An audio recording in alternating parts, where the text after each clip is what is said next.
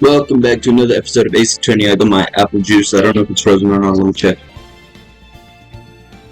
No, it's not. It's just cold. Anyways, we're back again with another episode of Ace Attorney, alright?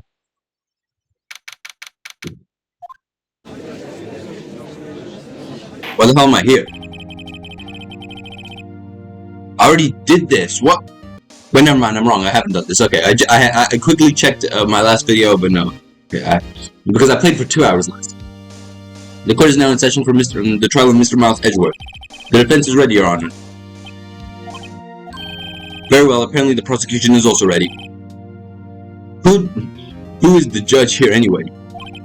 Mr. Von Karma, your opening statement? Probably gonna be some fuck-ass opening statement.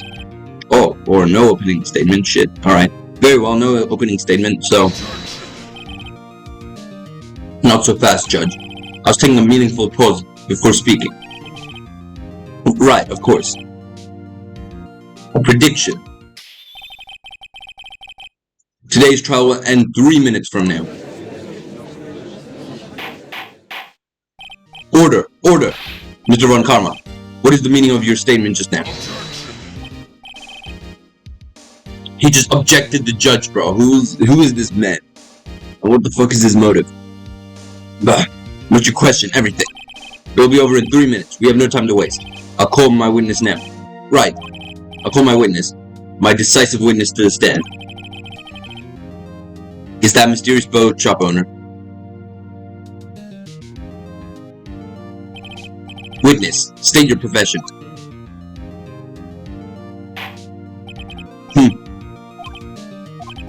I am the proprietor of the restaurant The Wet Noodle at Gourd Lake.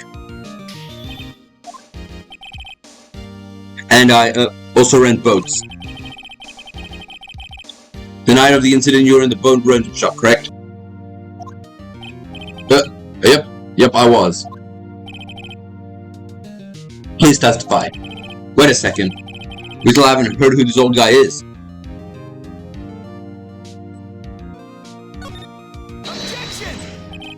Wait a minute.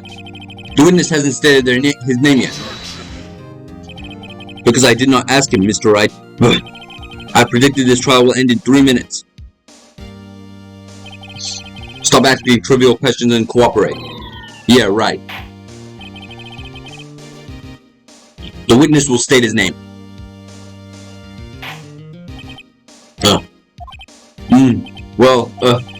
I'm not really sure. Yep. What do you mean? My, memory, Your Honor. The witness does not remember anything beyond the last several years. Ergo, he cannot recall his own name. He can't recall, you say? Yes, but the incident in question took place 3 days ago. He can testify. Very well. Let's hear his testimony then, shall we, witness?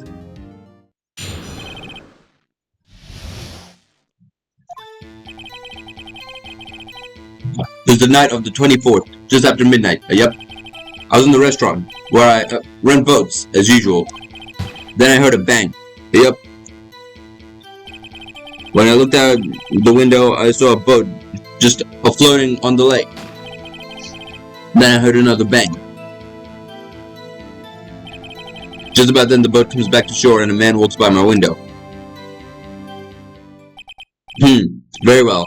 I'd like to begin the cross-examination. Bro! There is nothing to question my witness's testimony. Ergo, no need for cross-examination. Besides, there are only 10 seconds left before our 3 minutes are up. Judge. Your verdict, now. Yes. Mr. Wright. What are you saying? Of course I'll cross-examine the witness. Very well, you may begin. Excuse me, Mr. Von Karma. 3 minutes just passed. I see. Well then, let's take our time. You may cross-examine the witness.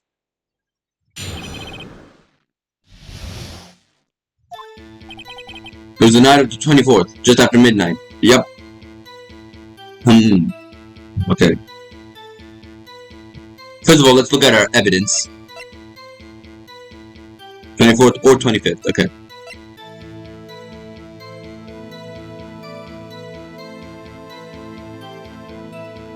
Huh? No, this is 12 a.m., so just after midnight. Yeah. Okay. I was in the restaurant where I rent boats as usual. Then I heard a bang. Yep. When I looked out the window, I saw a boat just floating on the lake. Then I heard another bang.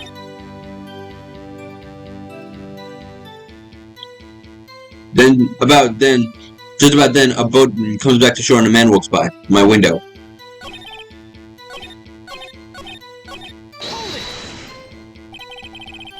Just after midnight, you say? Yep, just around then. Are you sure? Pretty sure, yep. When I talked to you yesterday, you were rather vague about the time. I'm surprised you seem so sure about it today. I asked him and he remembered. Isn't that right?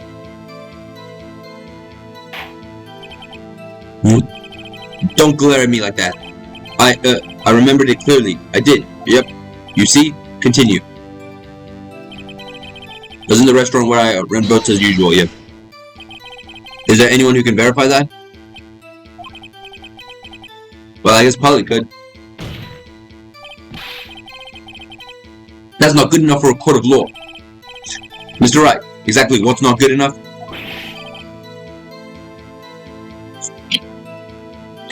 Your Honor, this Polly is a parrot. Parrot? Don't be so hard on the girl, Keithy boy. Keith?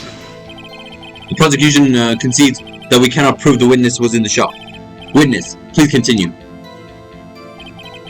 Then I heard a bang. Wait. And where did the bang seem to come from? From the lake, I figure. Are you certain? Yep.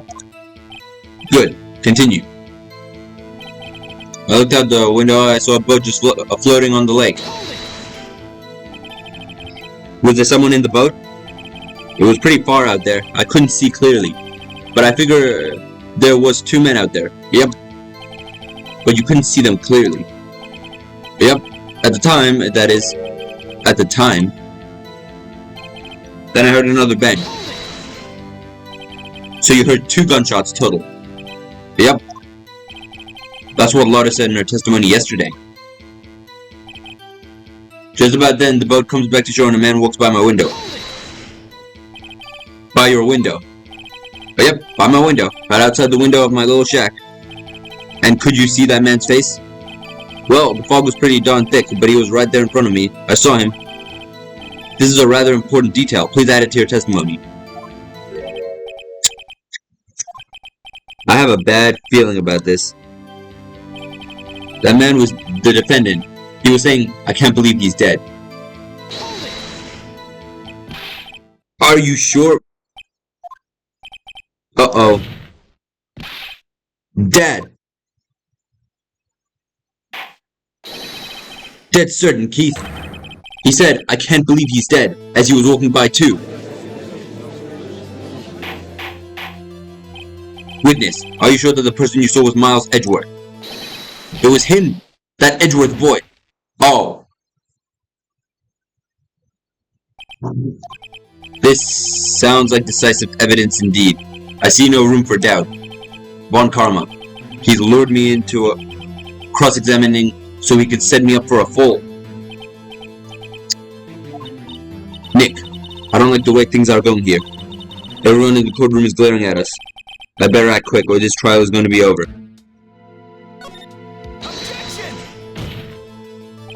Your Honor, we proved in yesterday's trial that it could not have been Edgeworth who fired that gun.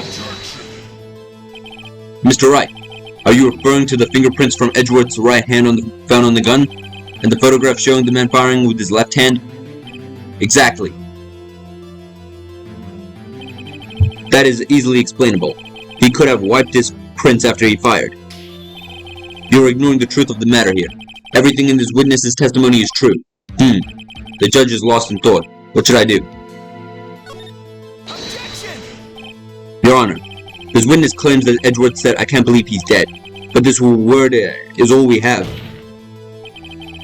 If he were telling a lie, Mr. Wright, in a court of law, the evidence tells all. Apparently you have yet to realize even this basic fact. If you say his testimony is a lie, show us proof. Oh, Nick, do we have evidence? It's no good. There's nothing I can do. Are you sure? To be honest, I don't know what to do anymore. Please. Can you hear me, sis? Please. We need your help. Nick needs you. 3 minutes was perhaps too high an expectation. However, 15 minutes isn't bad. This must be a new record. Enough. The witness may leave the stand. This court sees no reason to further prolong this trial, nor is there any need for more time to declare the case against the defendant. This case is extremely clear. I see no room for misinterpretation of the facts. What? No! This court finds the defendant, Mr. Miles Edgeworth. No! The accused will surrender to the court immediately, to be held pending trial at a higher court within a month from today's date. That is all. This court is adjourned. That's not good. Wait!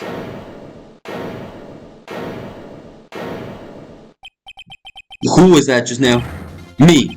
Huh? What? Larry! Oh, there he is, Larry boy. What are you doing here? Listen, you gotta listen to me.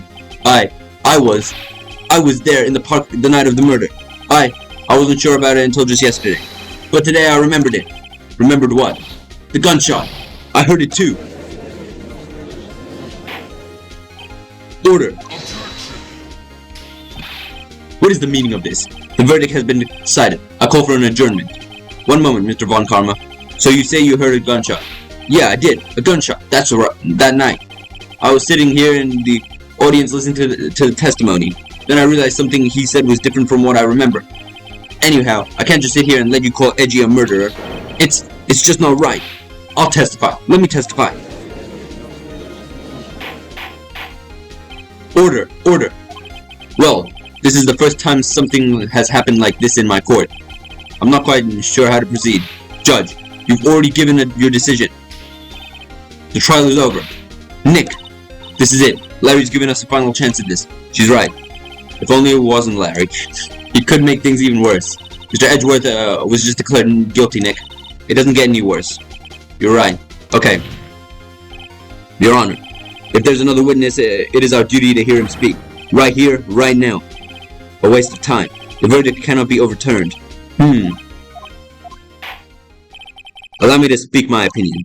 In all court proceedings, it is our duty to prevent an inaccurate verdict. In order to make sure no mistake has been made, every witness should be heard. What is this? I withdraw my previous verdict of guilty. Mr. Von Karma, I order you to call this new witness to testify. Now. What?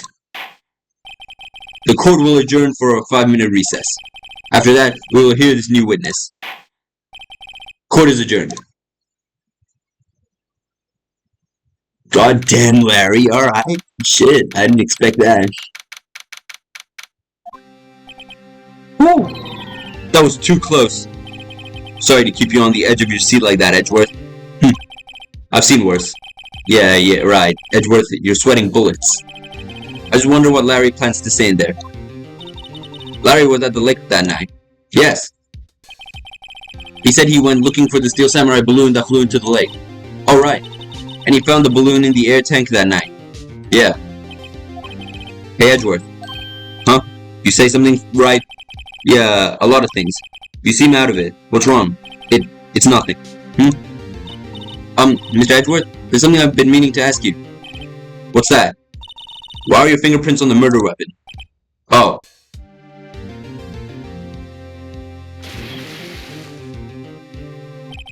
When he fell into the lake, I went into a daze. I couldn't understand what had happened. I couldn't think straight. Then I saw the pistol laying on the floor in the boat in front of me. I picked it up without thinking. I didn't have a reason, really. I see. Right. Yeah? This might be our chance. Our chance? Von Karma has only ever run perfect trials. Perfect trials. perfectly prepared witnesses, perfectly complete evidence. That's the secret to his success. This is the first time he's ever had to deal with something unexpected. He's had to let someone he hasn't even talked to testify before the court. And that someone is Larry. What are you getting at? It's likely his testimony will be full of holes, right? Okay, so what do you call it? What's his name? Mr. Von Karma. You've been able to predict every trial because he set it up beforehand, but this one he has, what do you call it? This one he's not able to predict. So this could work good in our favor. That's right, Nick. No 10-minute trial this time. We'll milk this one for all it's worth. Hey, it was 15 minutes. 15. Everything's on Larry now. Alright. Here we go.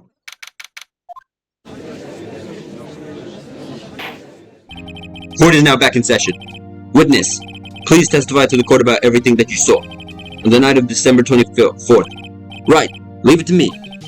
Please, Larry, don't mess this one up. I hate to admit it, but you're our last chance. Von Karma didn't even have time to prep his witness. I just hope Edgeworth is right about being our big break. That night, I was out on a boat on the lake. I was looking for something that I found it. So I quietly slipped the boat back in the rental shop dock. Then just as I was thinking about going home, I heard this bang. I looked out over the lake, but I didn't see a boat. So after I heard that single gunshot, I went home. Oh my god, Larry. That was an unusually vague testimony even for this court. In any case, Mr. Wright, you may begin your cross-examination. Yes, Your Honor. What's wrong, Nick? It's Larry. I have no idea what he's going to say if I press him. I'm a little scared. Well, we've come this far. There's no way to go but forward, Nick. Alright. Let's try. Something wrong, Mr. Wright? There were so many things wrong, I don't know where to begin. Well, okay. First of all, what time was it? Oh, it was after 11, when I went out on the boat. By that time, everyone had gone home for the night. So I waited until the coast was cleared, so to speak. And why were you out on the boat at such a late hour? I was looking for something, and I found it. Looking for something? Yeah. Mr. Butts, what was it that you were looking for? What the witness was searching for is irrelevant. Most likely he was hunting for this Gordy.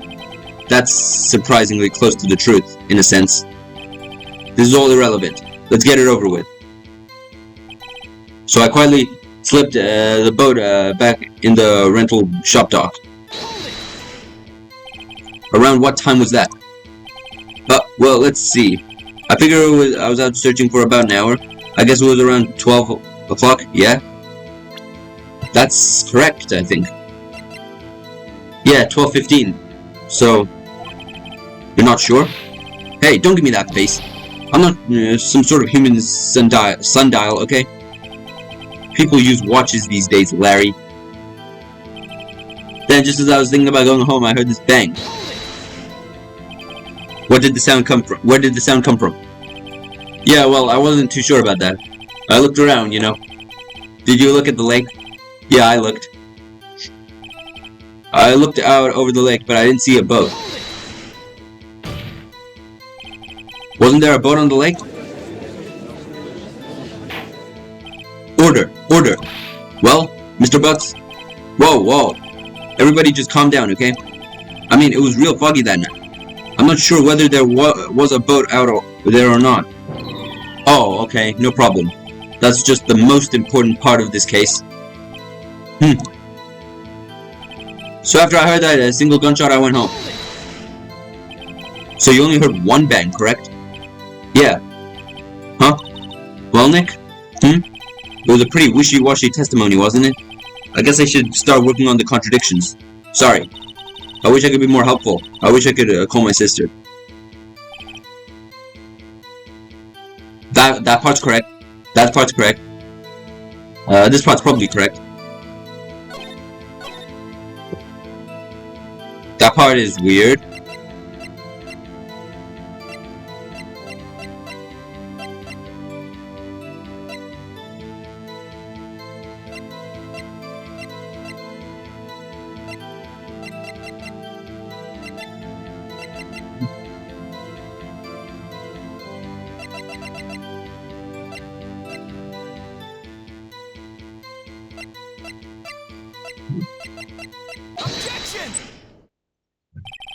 Wait a sec, Larry. What? You only heard one bang. You're sure? That's what I said. But Miss Laura testified yesterday that she heard 2 bangs. And the old man just now said the same thing. They both heard 2 gunshots that night. Huh? Were you even listening? Were you paying attention at all to what they said? Yo, Nick, please. Huh? You know something's been bothering me? I'm a witness, see? I'm like a customer here. So you gotta treat me like nice and stuff, okay? Mr. Butts. What? You only heard 1 gunshot? Are you sure? Well, to tell you the truth, I'm not sure. Not sure? How could you be not sure? Yeah, well, I might have missed the other gunshot. I was listening to something else. Something else? My radio, dude, with my headphones. What? Order, and stop that booing. Mr. Butts, you were listening to the radio with your headphones? Yeah, so what? That's a crime? I listen to my radio, everybody listens to the radio, what's the big deal? Mr. Von Karma, your opinion? Waste of time. I do not accept this witness nor his shoddy testimony. Well, Mr. Wright, should he continue the testimony? I think he's just gonna mess himself up. I'm sorry, bro, that's enough. No, I think I've heard enough. This is all too embarrassing. In fact, I think we've all heard enough. What are you thinking, Nick? If you stop now, Mr. Edgeworth will be found guilty. Oh, yeah. We have to turn this trial around now. Your Honor, please allow the witness to continue his testimony. Ugh. Nothing more pitiful than a lawyer who doesn't know when he's lost. Very well, Mr. Butts. Please give your testimony and be sure to include details like your radio. Right, leave it to me. Bro, who listens to a radio with that? How do you even listen to a radio with your headphones? What? I wouldn't if there were any other way out of this, believe me.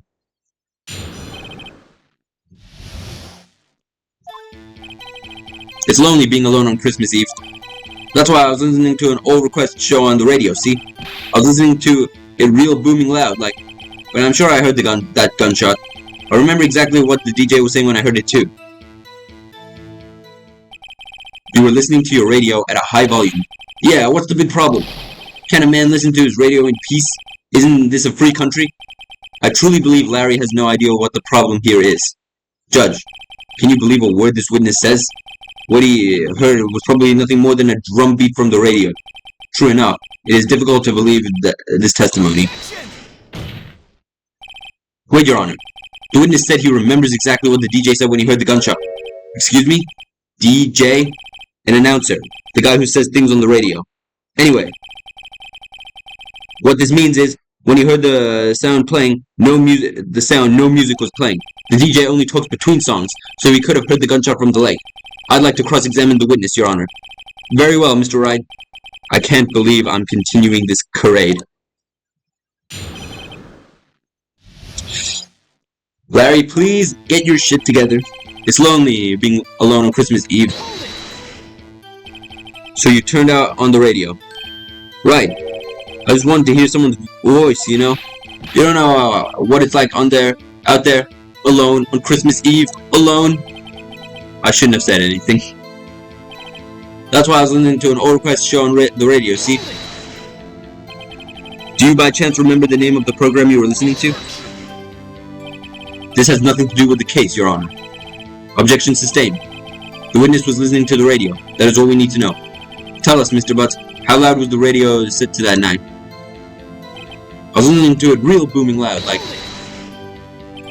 Real booming loud? Yeah, you know. And you had headphones on? Yep. I wouldn't think you could hear anything going on outside at all. But I'm sure I heard that gunshot. But I feel like someone keeps calling my name, but no one's there. Can you prove that? No, of course you can't. No, I can't prove it. But I can remember the moment real clear. I mean, while I was talking about her, it came back real clear to me, you know? I remember exactly what the DJ was saying when I heard it too. What did she say? Mr. Wright, Please cease these pointless questions. What possible good could knowing what a radio DJ said do to us? Indeed, Mr. Von Karma has a point. I'll allow the question only if you see some reason why we should care. We should care. We should care, Your Honor. Of course we should. Why? Well, how do we know if we don't ask? Fine, very well. Mr. Butts, please testify to the court. What was the radio announcer saying when you heard the gunshot? Just when she said, "Hey, it's almost Christmas," I heard the gunshot. Are you sure? Of course I am. She had this real sexy voice. Maybe Von Karma was right. I'm not sure how that helped us at all. This is the most ludicrous testimony I've ever heard. But there is one gleaming ray of hope in there. I've got to press it until we get to the bottom of what happened. Huh? Okay, so we have to keep pressing. I think that's what he said, right? I pressed everything. Hey, it's almost Christmas. I mean, I pressed him on this and it was nothing. It's almost Christmas. Wait, hold up. Where is it? 11:50, no! No, oh. Where is it? No, where? Oh, here. Wait, no, not here.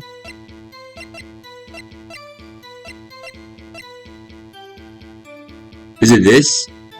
Wait, I need something that tells the time. No, which one was it? What is this?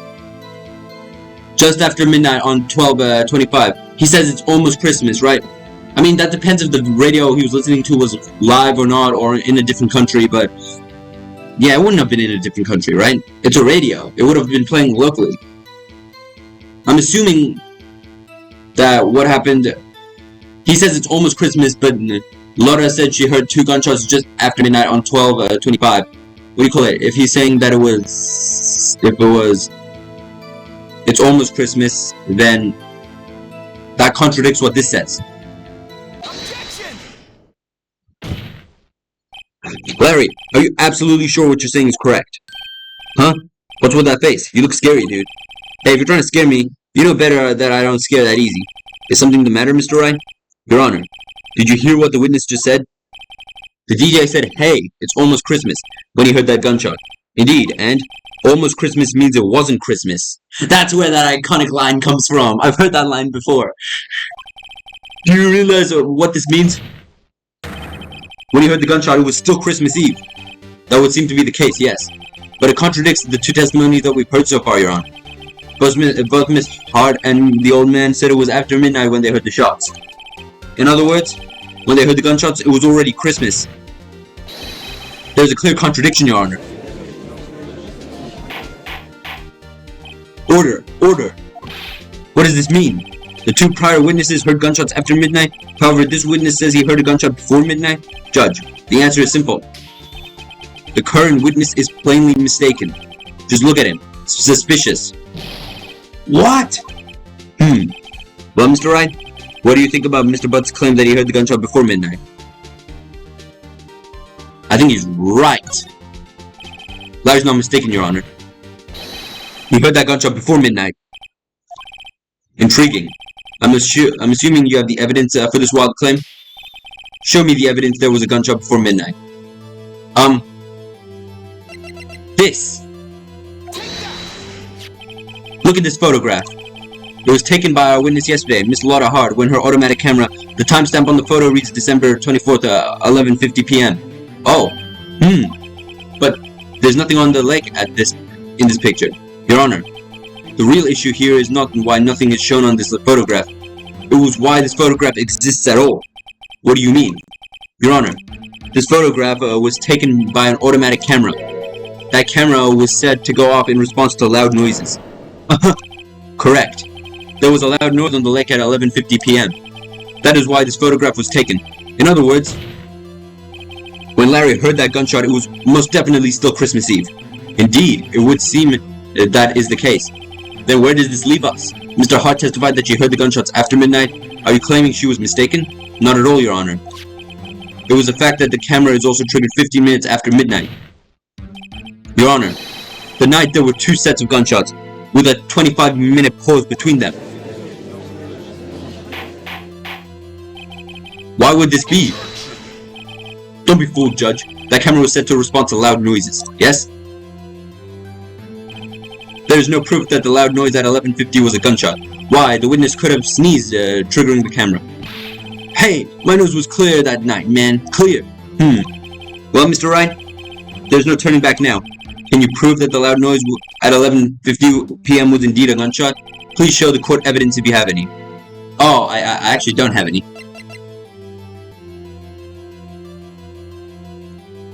Okay.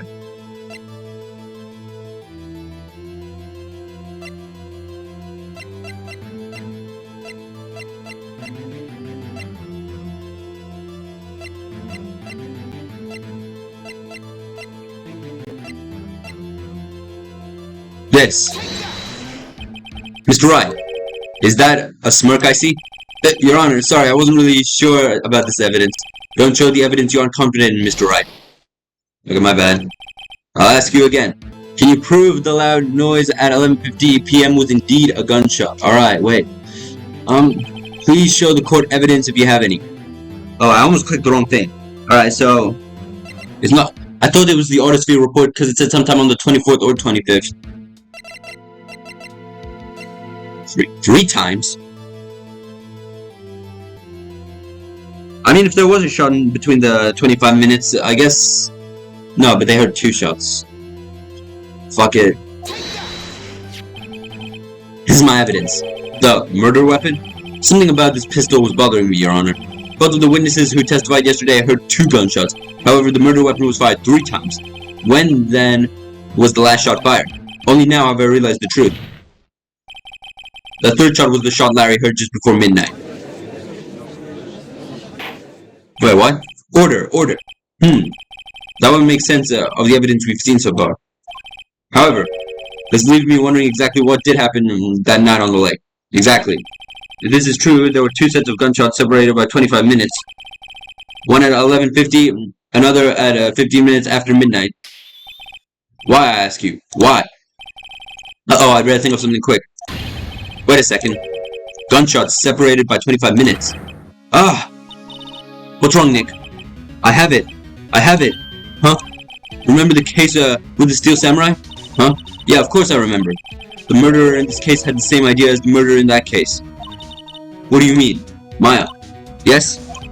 If we don't figure this out now, we'll never overturn Edgeworth's guilty verdict. I've got a hunch, and I'm going to run with it. Right. I mean, is this safe? Safe? We've already gotten a guilty verdict. We have nothing to lose. You just watch and let me know if I say anything that sounds fishy, okay? Right, Nick. Your Honor. Yes, Mr. Wright. The testimony just now has cleared up this entire case. What do you mean, Mr. Wright? So you finally realized the truth? There can be no other murderer than Miles Edgeworth himself. Wrong, Von Karma. A man was shot that night, but it wasn't Edgeworth who did the shooting. Listen, rookie. Take a deep breath and consider the facts. At the time of the murder, 1 boat was on that lake. This was shown by the witness's photograph. The defendant, Edgeworth, and the victim, Robert Hammond, were on that boat.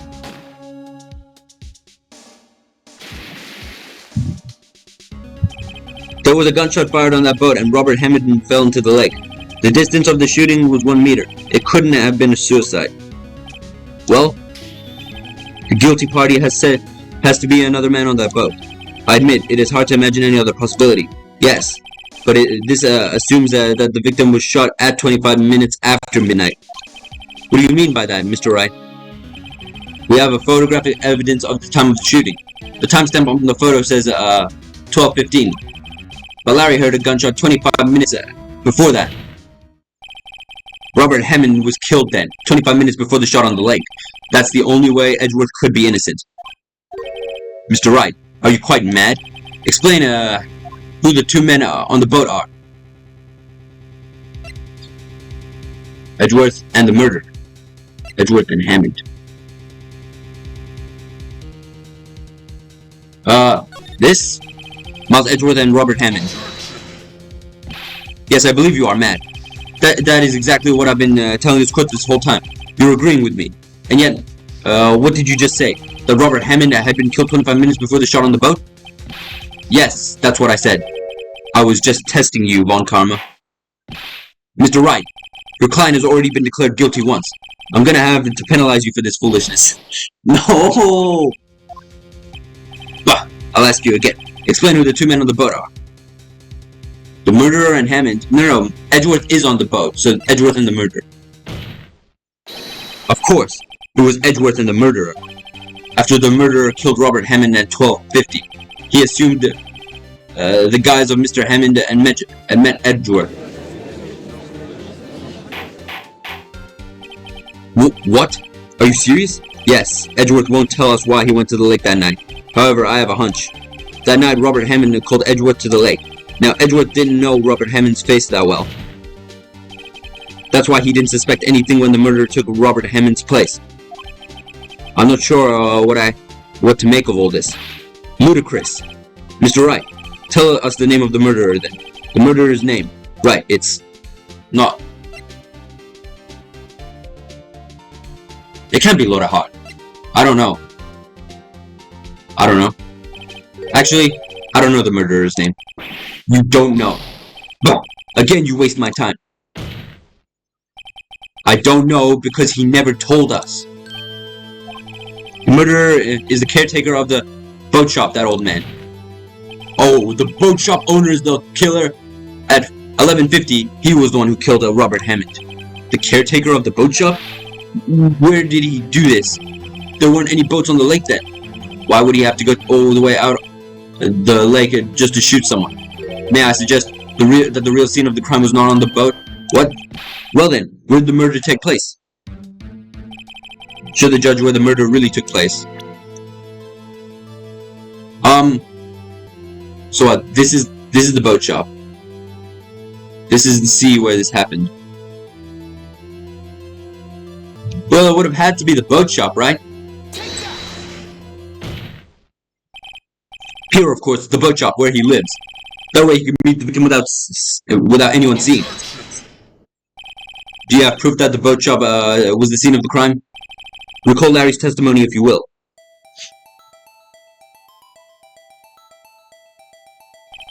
That night he was out on the lake in the boat searching for something. He finds it and returns the boat. Then, as he's starting to head home, he hears a gunshot. He heard a gunshot, Your Honor, even though he was wearing headphones at the time. In other words, the gunshot was very, very close by.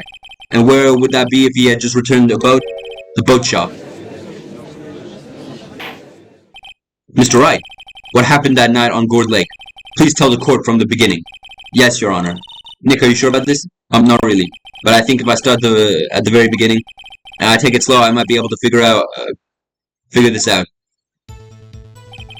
That night, the caretaker of the boat shop called Robert Hammond to his shop.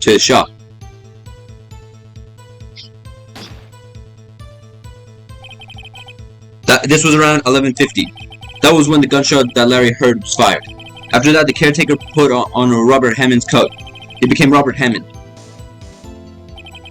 Then he got into the boat with Edgeworth and went out into the middle of the lake. Then who fired the pistol on the boat, Mr. Wright?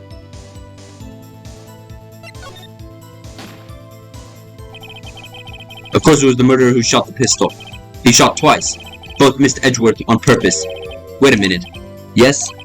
Why would he shoot twice if he didn't mean to hit anyone? Oh, details. Know this, Mr. Wright. The moment you run out of explanations is the moment you lose. Tell us why the murderer had to fire twice.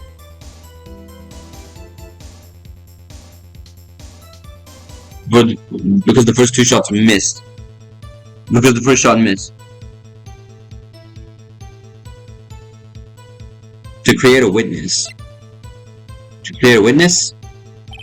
I believe he shot twice to create a witness, Your Honor. Create a witness. The murderer lifts the pistol and fires one shot, then ensures that anyone who heard the shot would look around the lake. Indeed, Mr. Hart did exactly that after hearing the first gunshot. Next, the murderer waits a bit and he fires again. Then, the murderer jumps from the boat himself, leaving the pistol in the boat behind him. I see. To someone looking from the edge of the lake, it would appear that one of the men on the boat had shot the other. The murderer didn't know about the automatic camera, of course. That's why he shot twice, to draw the attention to the boat. Once you realize that, everything else falls into place. The boat shop caretaker swam back to his shop. Then he put Mr. Hammond's wet coat back on the body and threw the body into the lake. This is what happened, Your Honor. These are the events that transpired that night on Gourd Lake.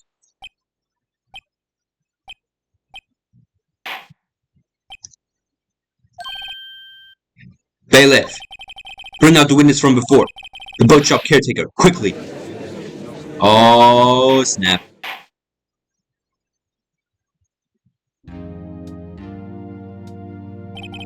Very well. While we are waiting for the caretaker, I would like to ask the defendant, Miles Edgeworth, a few questions. Mr. Edgeworth, please take the stand. There he is! Edgy! Mr. Edgeworth, you heard what the defense has said. Yes. Well, why did you go to the lake that night? What Wright has said was mostly correct. Astonishingly so, actually. Yes. Several days ago I received a letter. The letter was signed Robert Hammond. He asked me to come to the boat shop by the lake at midnight on Christmas Eve. He said he had something very important to discuss with me. Something important. I'm sorry, I can't say what it was. Your Honor, sir. Bailiff, we are conducting a trial here. I ask that you remain quiet. The witness has disappeared. He isn't at the boat shop either. What? What should I do? Find him quickly. We cannot allow him to get away. Oh, he's trying to get away, that little shit. He's trying to fucking escape. Mr. Ron Karma, your witness has disappeared. A search warrant has already been issued. It goes without saying that I cannot declare a verdict under these circumstances. I'll extend the trial until tomorrow, the final day allowed. I request that the police department utilize all its forces to find that witness. Am I understood? One more thing. Just who is the boat shop caretaker? I think his identity has become very important to this trial. I want him, and I want to know who he is. Very well. Court is adjourned.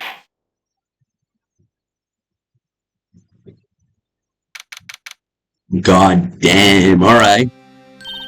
Yay, Nick, you did it! Yeah. But at least we got out from under that guilty verdict. And what about Larry? That was something else. Even Von Karma didn't know what to do with his testimony. Larry really helped us out. Sure. Once I sifted through his unique testimony, still, he did save us. I just wish our cases weren't so down to the wire all the time. I know what you mean. Sometimes I feel like it's us on the trial instead of our clients. Hey, Edgeworth. Mr. Edgeworth? Did you say something? Don't look so pained. I mean, it looks like you're probably going to get off the hook. You could try to smile a little. Relax. I'm sorry, but I fear it's not over for me yet. What do you mean? Right. There's something that's been troubling me for a long time now, and I don't know whether or not to tell you. Edgeworth. No, there's so little time left. I want to tell you to get it off my chest, but... I can't make up my mind. What is this about, Edgeworth? It's a nightmare I've had. A memory of a crime that I committed. A crime you committed? A memory of a murder. What? Wait, no, tell me! Oh my god, are we serious? Yes. So the old man's running away or something.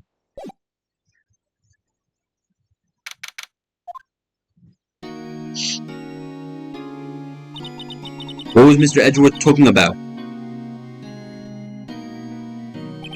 A memory of a crime that I committed. A memory of a murder. Do you think Mr. Edgeworth killed? I don't believe it. Not Edgeworth. Some painful memory has been troubling him recently. But he'd never take someone's life. Never. Nick. Yo, how's everyone doing? What do you think of my performance today?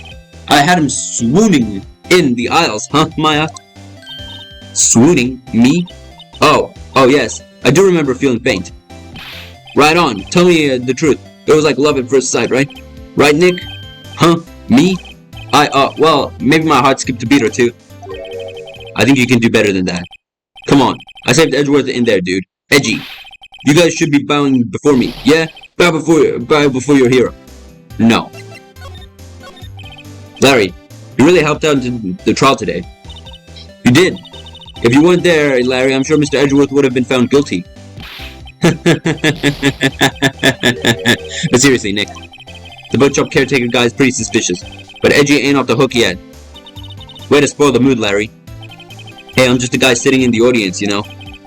But from where I was sitting, Edgy seemed pretty edgy. I mean, can you really know he's telling the truth about that night? Nick? I don't know. But what I do know is, I'm going to believe in you two until the end. Us two. Edgeworth and who else? You mean me, right? Nah, he means me, right, Nick? Yeah, you, Larry. Not me? But why you, Larry? Huh? Actually, yeah. Why me, Nick? Enough with this silent treatment. Nick! Why do you trust Mr. Edgeworth so much? I mean, he's changed recently, true. But when we first met him, he was kind of a jerk, don't you think? You didn't know him back then. Back when he wanted to become a defense attorney. Wait. Was that when you two were classmates? Yes, in grade school. They saved me, Miles. And Larry. They saved me and I'll never forget it. That's why I became a defense attorney, you know. What? Hey, Larry. What's he talking about? Huh? Oh, sorry, I kind of forgot. Okay, Nick, out with it. I'm gonna hear this story today and that's final. Okay. It's kind of a long story, so hang in there. It was the very end of 3rd grade. I was on trial, the class trial. Oh, that's bringing back memories. Okay. The class trial. You remember, Larry. Spring end of 3rd grade. A kid in our class got his lunch money stolen. Lunch money? Our school was really small. Every month, kids would bring in an envelope with money for lunch from home. Huh? I see. Anyway, this kid's envelope disappeared. With $38 still inside. $38 for school lunch! Oh, yeah, now that you mention it, I do remember that. I can see why you'd forget, though. You were out of school that day. Anyway, the envelope had been stolen during PE class. I was coming down with a cold, so I skipped PE that day. There was only one not in class. So, they thought you did it. Yeah. The kids in class said I should be put on trial. Trial? So the next day we held a classroom trial with me as the defendant. I didn't do it. Guilty. He did it. Guilty. It was you. Thief. Give the money back. You're such a meanie. No one play with him. Just admit you did it. You can't hide the truth. Tell us the truth. We're not gonna play with you anymore. Yeah, and no borrowing... whatever. It's going way too fast. Give me back my 50 cents. 50 cents? You're still holding a grudge on me because of fucking 50 cents? Now, Phoenix, you know you shouldn't steal people's money. It's not right. In the end, even the teacher thought I'd done it. Go over and apologize, Phoenix. I didn't know what was happening. I was so sad, I couldn't stop crying. Everyone was staring at me like I'd done it. I tried to apologize. I went to where the boy whose money had been stolen was sitting. That's when it happened. Objection! He shouldn't have to apologize. The only thing that belongs in this trial is evidence. Anything else has no place. You should all be ashamed. Amateurs.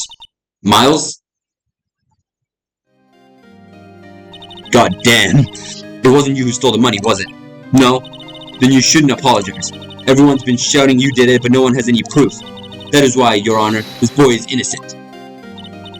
But Miles, it was your money that was stolen. Oh, so they thought I stole Edgeworth's money. Yeah, he did it. He's the one. We don't need proof. Make him say he's sorry. Why don't you all shut up? Larry! This is always how it is. Everybody ganging up and picking on one person. Just think of how he feels. He said he didn't do it, so he didn't do it.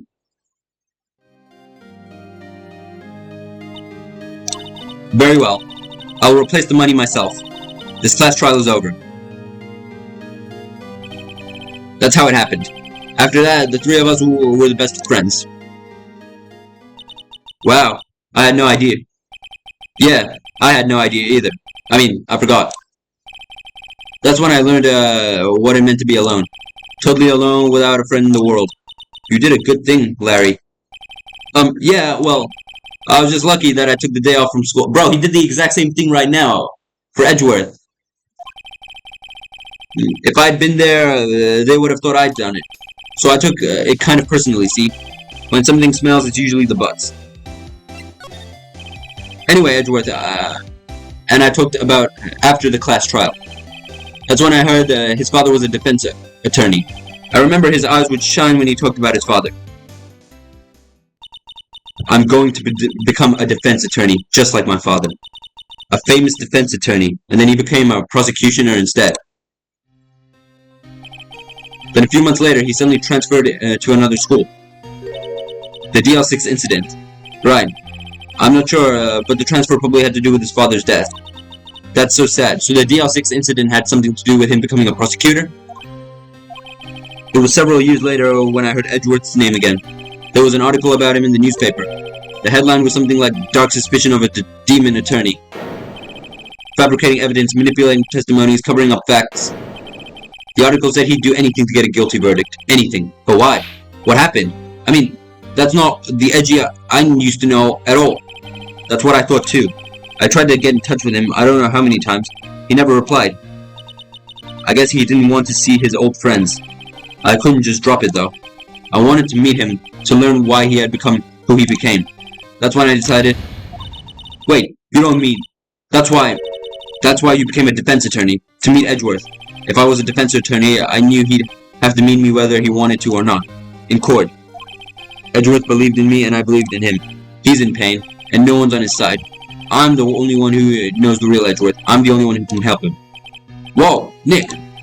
So, is that why you helped me out for free? Yes. I helped you because I believed in you. Except I don't remember saying I'd do it for free. Aw, Nick! Nick! We have to save Mr. Edgeworth if it's the last thing we do, okay? Right. It very well may be. First, there's a rental boat shop caretaker. We need to find out who or what he is. I'd settle for who. I guess I can clean out some sort of evidence I no longer need. Okay, let's go.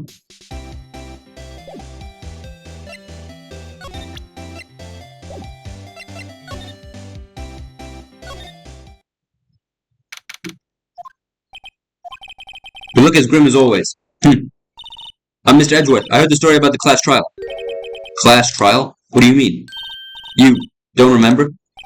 No, I don't. Your lunch money was stolen, wasn't it, in 3rd grade?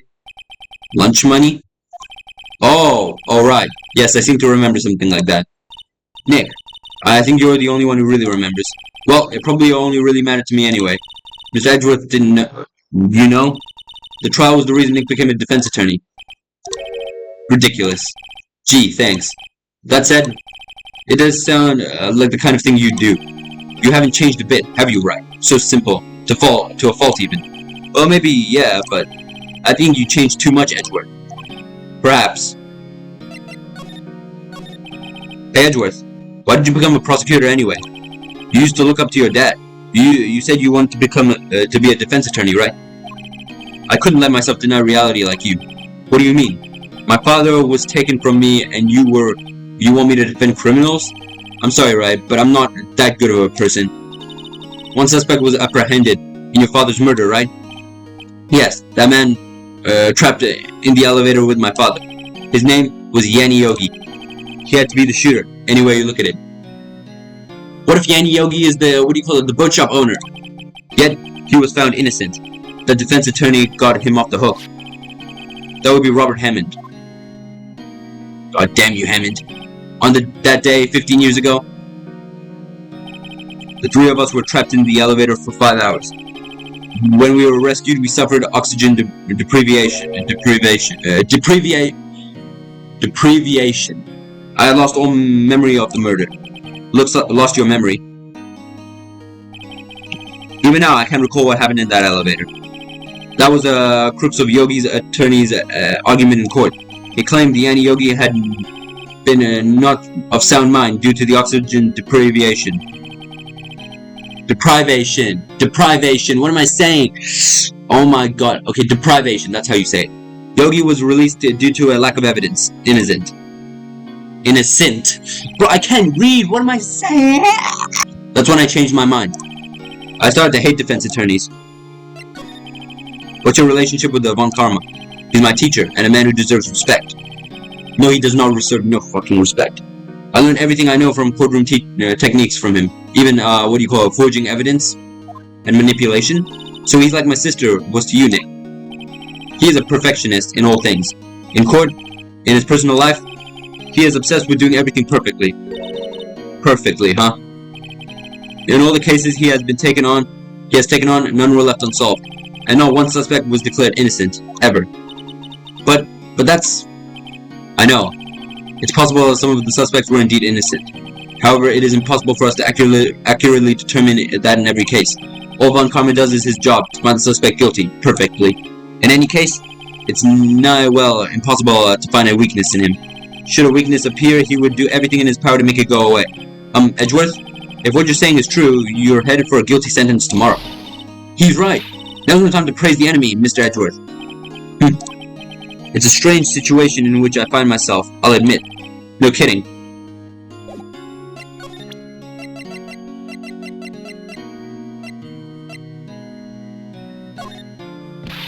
Nick, no!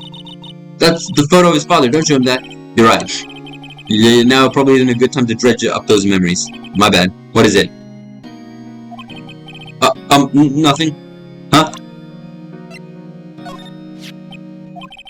It was that case that changed my life. And tomorrow, on December 28th, its statute of limitations runs out. Tomorrow. Could that be a coincidence? So what do you call it? Tomorrow is the deadline. If we, get the man guilty by tomorrow and find out he's, the guy who killed Edgeworth's father, then, what do you call it? That's a double whammy right there. But, even if the case is finally closed on the paper, it will never be erased from my memory. Never. Poor Mr. Edgeworth. Oh, Holly. So, no! The thing was talking about the DL6 incident. That makes me think, the old man is the killer of Mr. Edgeworth's father.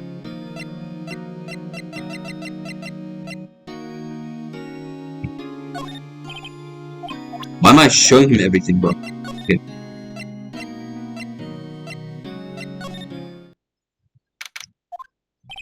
He's out, again.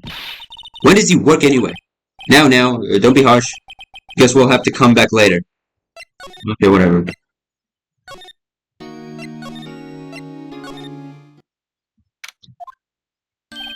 Hey pal, long time no see.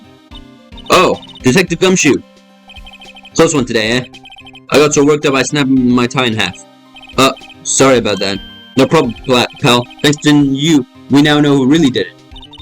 You mean the boat shop caretaker? Look, I'll make you a promise. I'll have that scoundrel in my custody by trial time tomorrow. Come what may. It's my duty to you as a police officer. Now, I'm off to catch me a criminal. Detective Gumshoe sure is active today. Oh, one other thing. No one can go into the woods today. The woods? Where Lotto was camping? The woods are off limits for camping, and apparently the parking ranger is found out. He got pretty mad. No one can go in for a while. I guess Lotto's in a lot of trouble. Anyway, I'll be seeing you tomorrow. So we can't go into the woods. Huh? The steel eyesore is missing. Eyesore? It looks like the hot dog stand. God damn, what was that voice crack, bro? It looks like the hot dog stand is closed too. I guess Larry's too busy worrying about Mr. Edgeworth to show up for work. That was the roughest voice crack I've ever had. That old caretaker got away. Yep. I never imagined he might be the real murderer. Oh, I know that clearing up the throat anywhere. Hello, what might you be doing here? Out for a walk, the day is off my youth. Like the scent of my fresh lemon, you see? Mr. Grossberg? There's no time for idle reminiscing. Mr. Edgeworth's trial ends tomorrow. That is true, yes. But from what I saw of today's trial, Edgeworth should be fine, right? Well, I'm not so sure about that. Oh, what do you mean by that? Well, I'm not sure. If you find anything out, come by my office at once. I might be able to offer you some assistance. Thanks. Bye. What do you think Mr. Grossberg was doing here anyway? Who knows? Anyone here? Nobody's home. Hello? Hello? Hey, it's Polly. I wonder where your owner's gone, Polly. Hello? Hello? I can't believe he'd run off and leave his poor parrot to fend for herself. Hello? Hello? Shut up.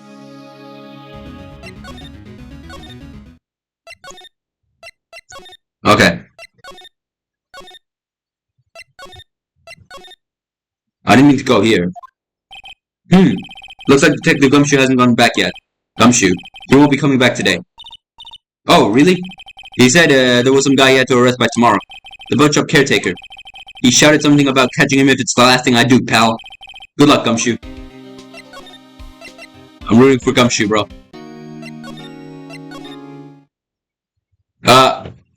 Well...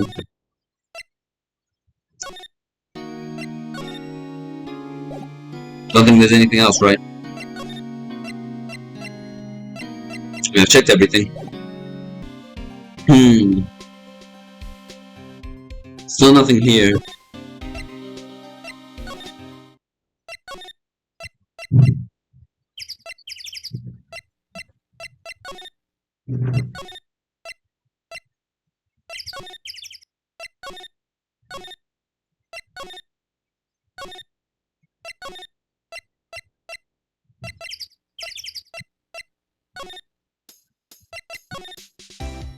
Do you have anything else to say?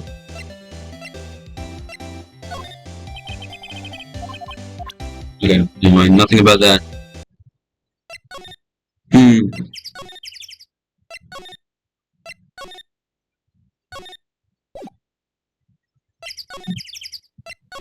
Okay. Let's go to the parrot. Maybe I should take care of Polly, Nick. You probably shouldn't just kidnap her. The police know about her anyway. I'm sure they'll do something. Well, okay. Sorry, Polly. He says I can't take you. Great, now the bird's gonna hate me. I feel like there should be some clues around here. What's this? Nothing. Ah! What's wrong? Huh? Oh, never mind. What? Tell me. Just when I saw the TV, I remembered. They're showing a Pink Princess special this week. Oh. See? That's why I didn't want to tell you. Say, Nick. Don't people usually put pictures of fish up on the wall to boast about them? Yeah, I guess so. You mean pictures of the fish they catch, right? Right. But don't all the fish on the wall here look like really puny to you? Well, you know what they say. You should have seen the one that got away. Except the one that got away from us was the caretaker, and we did see him. Why do I feel like we're having two different conversations here? Well, oh. That reminds me, Nick. Polly here knows the numbers to the safe, right? Well, that's a safe? Doesn't look like a safe. Oh, yeah, that's right. Polly, what's the numbers to the safe? 1228. Let's open it, Nick. Come on. I'm sure there isn't any money in there. But hey. He keeps it locked, right? So there must be something of value in there. I'm not so sure. Okay, Nick, let's see what's in there. I guess there might be a clue or two. The only thing in there is here's a letter. A letter? Boring. There's no name or signature on this thing. It's handwritten in very precise, clear letters. Get your revenge on Miles Edgeworth. Edgeworth? Nick, what would Mr. Edgeworth's name be on here? How should I know? I'm gonna read the whole thing. Get your revenge on Miles Edgeworth. It also says this is your last chance. Now is the time to get revenge on the two men who ruined your life. The rest of the letters goes on to describe the murder plot in detail. This is literal proof that it's, what do you call it? This is literal proof that he's the killer. How to kill Robert Hammond and frame Edgeworth. Pulling Edgeworth out on the to the lake. Getting on the boat, firing twice. This is exactly what I need to figure out today in court. It's all here, in perfect detail. What do you think it means, Nick? I don't know, but it looks like these are instructions for the caretaker. When he killed Robert Hammond and called out Edgeworth, he was following the instructions. But who could have written that letter?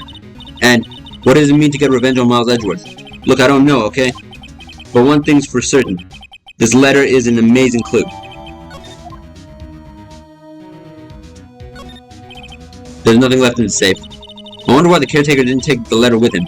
He left in a hurry, right? I don't think he ever came back here after the trial. I'm looking for all the clues. Everything's cold. Looks like he didn't turn the heater on. I guess he hasn't been back here since the trial.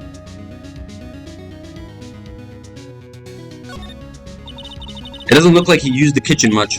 You're right. I guess the whole pasta restaurant thing was a lie. Well, you thought he was telling the truth? No. Is there anything else I need to look at? No.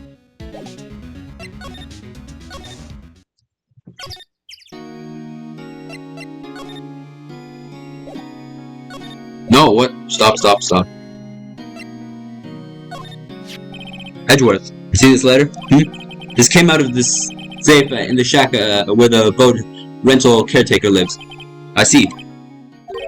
Revenge on me? Who's that old guy anyway? I don't know. Could he be an innocent defendant? You got declared guilty or something? Nice, right? But I don't remember that old man. Not at all. So he was following this letter then, which means there was someone else behind it. Now's the time to get revenge on the two men that ruined your life. Two men, meaning myself and Robert Hammond. It also says this is your last chance. Last chance. Wait, maybe he's talking about the statute of limitations on the DL6 incident? Wait, that old man. What is it? Do you know who he is? Yogi. Could he be Yogi? I knew it! Yogi? The suspect in the DL6 incident, the one who was found innocent. Danny Yogi was a court bailiff at the time. We just happened to be in that elevator together 15 years ago.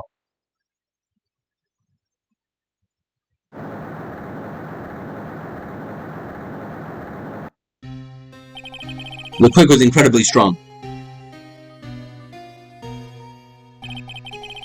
Before I knew it, everything was dark. We were there for so long it felt like ever. The air thinned and the darkness closed in on us in that little box. We became unsettled. Help! I can't breathe! Quiet! I said quiet! You're not making this any easier. I want to get out! Help! Get us out! Don't shout! You'll just use up more oxygen.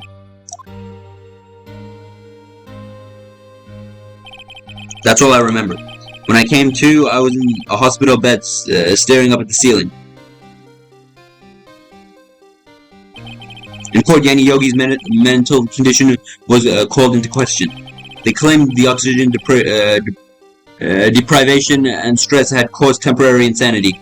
In the end, the claim passed to the court and Yogi was found innocent.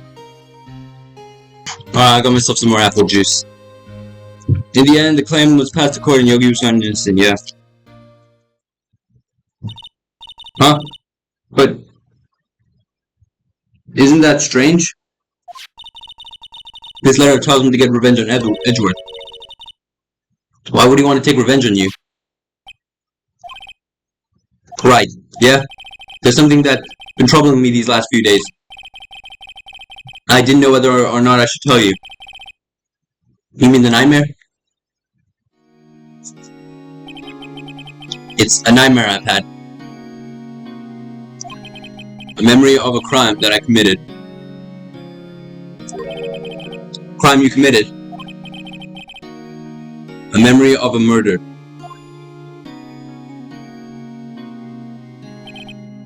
I think the time has come to tell all. For the last 15 years, I've had the same dream almost every night. I wake up in a fearful sweat every time. What kind of dream? It's a dream about my father's killing in the dark. Help! I can't breathe! Quiet! I said quiet! You're not making this any easier. I want to get out! Help! Get us out! Don't shout! You just used up more oxygen. I can't breathe. You're using up my air. What? Stop breathing my air. I'll stop you. What are you? Stop breathing my air. No, Father. He's attacking Father. Then I see the pistol lying by my feet. I don't know if it was evidence from the other day in court or the bailiffs. In a daze, I picked up the pistol. Get away. Get away from my father. Oh! Oh, shit. And with that scream, I wake up. It's a bone-chilling scream. A scream that has rung in my ears for the past 15 years. Oh, I had a shitty-ass scream then. But that's just a dream, right? Right? That thought is the only thing that has kept me sane for the last 15 years. But what if I'm wrong? What if it's real? They say that sometimes people shut out memories in self-defense. Maybe it was I who killed my father. What? If you think about it that way, this letter makes sense. Get your revenge on Miles Edgeworth. Think about it. Yogi was really innocent. That's why he wanted revenge against me. Wait, Edgeworth, you mean it was me? I was the true criminal of DL6. I shot my father. No fucking way. What? Miles Edgeworth killed his own father? Yo. This is bad. What are we going to do, Nick? What can we do? I don't know. I don't think there's anything we can do. Like it or not. If there's someone else who knows a lot about the DL6 incident, maybe. There is, Nick. There is someone else who knows a lot about the DL6 incident. Oh, I think I know who you're talking about. Mr. Grossberg. Hello there, what's wrong? You look troubled. No kidding. I can't believe you're not. My. Just calm down and tell me what's happened, It's Mr. Edgeworth. He...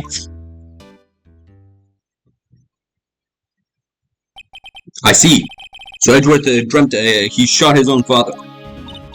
It's only a dream. Only a dream. I wonder. What? If that's the case, then why do you two look so troubled, Well, also consider this. Yogi is quite certainly holds a deep grudge against Miles Edgeworth. So deep he'd want to frame him for murder. This leads me to surmise that Mr. Edgeworth's dream was not a dream, it was real, as you imagined. Mr. Edgeworth threw the pistol to save his father. The pistol fired, and then the deed was done. So it wasn't a dream. No. So Miles Edgeworth murdered his own father. I guess not murdered. He killed his own father in an accident. I don't believe it. Yogi was suspected of murder, and his career as a bailiff was irrevocably wrecked. Thus, he sought revenge on Miles Edgeworth. This was his last chance, of course. But the statute of limitations is so close. What do you know about Edgeworth's father? He was a defense attorney without peer. It sounds tried, but it's true. Well, you may have had one peer now that I think about it. Your mentor, Mia Fey. My sister? Gregory Edgeworth was very disapproving of Mr. Von Karma's techniques. That's no surprise. Von Karma is an extreme man. Forged testimonies and evidence are nothing to him. The result, he has a perfect win record in court. To beat him, Gregory Edgeworth tried to call attention to his methods. And he lost, and died in despair, as it were. I see. So then I'll be the first one to defeat Von Karma. He's a cheater in the courtroom. And I can't click. When Gregory Edgeworth was killed, the police called on a spirit medium. That was your mother, Misty Fey. I am Gregory Edgeworth. I've been killed. The one who shot me was the bailiff, Yanni Yogi. And that was wrong. It was Edgeworth who killed his own father. Yet Yogi was found innocent. That's when my mother left us. Everyone called her a fraud. That's right. Everyone thought she was, you see? Yet, now that I think about it, it seems the one who lied was Gregory Edgeworth's ghost. Gregory Edgeworth must have known who shot him. I don't believe it. So you're saying he falsified his testimony? That Edgeworth's dad lied to protect his son? It's only a possibility, mind you. But a possibility nonetheless. It has to be the truth, bro. Of course it's the truth. Oh ho. So this is the letter. It does seem like Yogi was following this letter when he killed Hammond. But why kill Robert Hammond? Hammond was a skilled defense attorney, but he defended clients not for their sake, but for his own. Huh? His own sake? He never trusted his clients, that one. The only thing he trusted was his own ability. But he got his client found innocent, so why should it matter? Actually, my dear, it's quite different. He won that innocent verdict for no one but himself. Yogi was a free man, but socially he was ruined. Huh? You'll understand soon enough. Wait, what is it? This letter. I've seen this handwriting somewhere before, a long time ago. Whose handwriting was this? Do you have any idea who wrote this? Danny Yogi, probably. Maybe it was Danny Yogi? Danny Yogi. You claim he wrote himself this letter, then followed his own instructions? Yeah, I guess that would be what happened. Perhaps you think Mr. Yogi has a personality, I think that's definitely a possibility, yes. No, I think not. I do not know this Yogi in any case. There's no way I would recognize his handwriting. Oh, right. Yes, right. I'll ask you again. Do you have any idea who wrote this? So it's not Yanni Yogi? Is that... Why would it... Manfred von Karma. What? Could it have been Manfred von Karma? Von Karma. Why would he have something to do with this? So Miles Edgeworth wrote this to betray himself? Well, I'm not sure. Von Karma. Von Karma. Wait, you're right, my boy. There's no way. What? This is Von Karma's handwriting. I'm sure of it. So Von Karma made Yogi try to kill Miles Edgeworth? No, not kill Miles Edgeworth. Get revenge on Miles Edgeworth? And kill Hammond? Why though? I used to see it all the time on court reports. What? But that means the one who told Mr. Yogi to kill was... Correct. Manfred von Karma himself. This sneaky bitch, bro. What does this mean then? Who would von Karma want to frame Edgeworth? Why would von Karma want to frame Edgeworth? If it was truly von Karma who wrote this letter, then he would know the truth.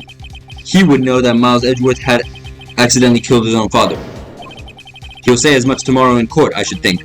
He'll press the point until the court finds Miles Edgeworth guilty. Oh no.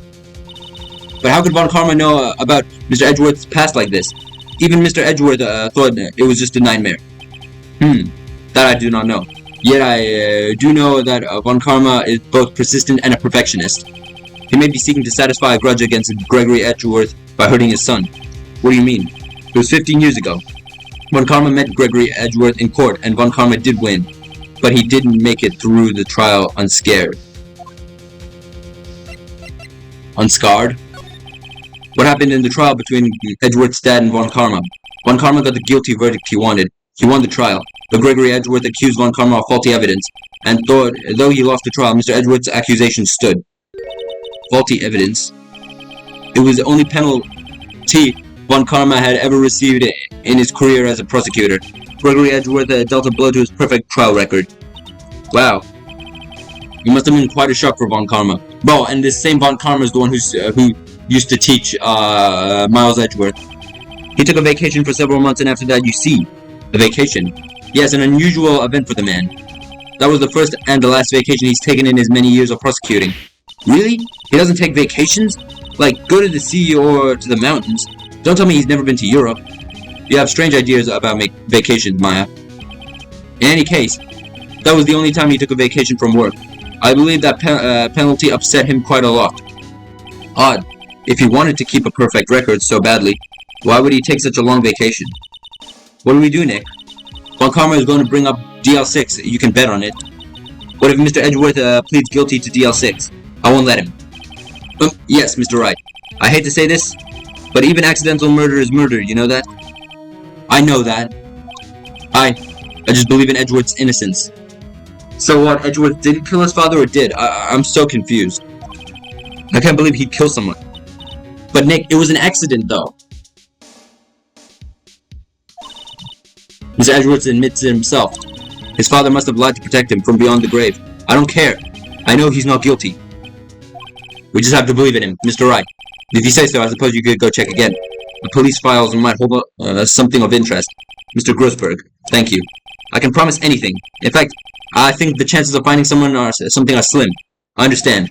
The police materials,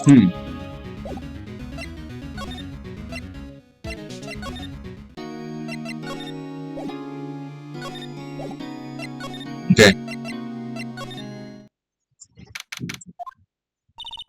There's hardly anyone here.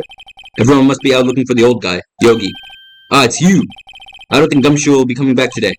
He's staying out late looking for someone. Sounds like Detective Gumshoe is pounding the pavement for real. We were wondering if we could check out the record rooms again. Well, now I can't have just anyone wandering around in there. But I guess Mr. Von Karma is in there now anyway. You can go in as long as he's there. Von Karma? Yes. He just arrived, actually. Von Karma's in the records room. Nick! Let's hurry! Okay.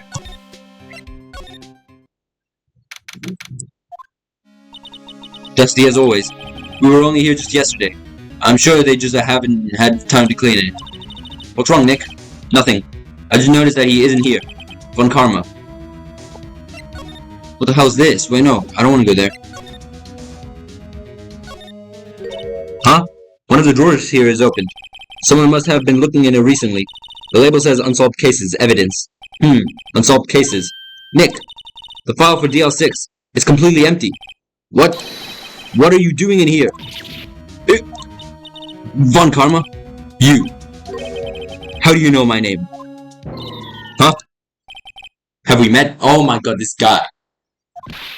What are you saying? We see each other every day, don't we? We're Miles Edgeworth's defense team. Defense team? I beg your pardon. You see, I rarely remember defense attorneys. They are like bugs to me. Needless things to be crushed. I can see how this guy was Edgeworth's mentor. Mr. Edgeworth is your student, right? A romanticist who still can shed the veneer of amateurism? Just like his father. Always second-rate. Mr. Von Karma, you have an axe to grind with Mr. Gregory Edgeworth, don't you? Me? A grudge against a mere defense attorney? Why? Because he dealt a blow to your otherwise perfect trial record. So you did. But what I don't get is, why did you take his son under your wing afterwards? The son of your most bitter rival. That, my dear attorney, is none of your business. Tomorrow will be the last day of this trial. It's been a while since I've had a defense attorney last this long.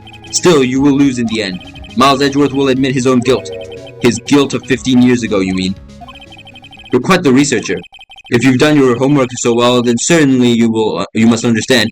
You know Miles Edgeworth will tell the court tomorrow. We were right. So Von Karma is going to bring up DL6 in court tomorrow.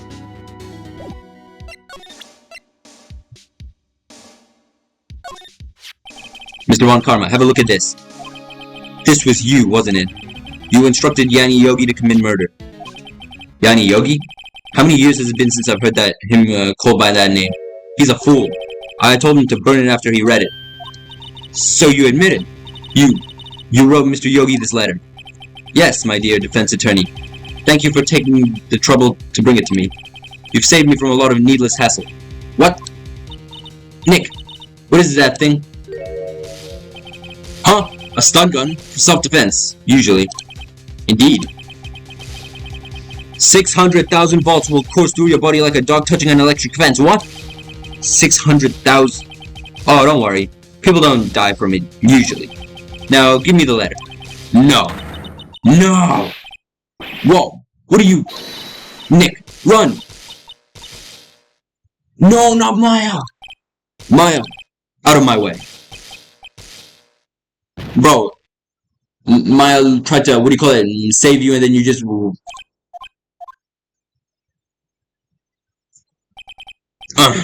He got us. The letter's gone, of course.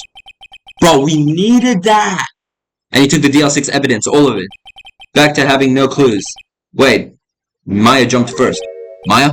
Is she okay? Maya!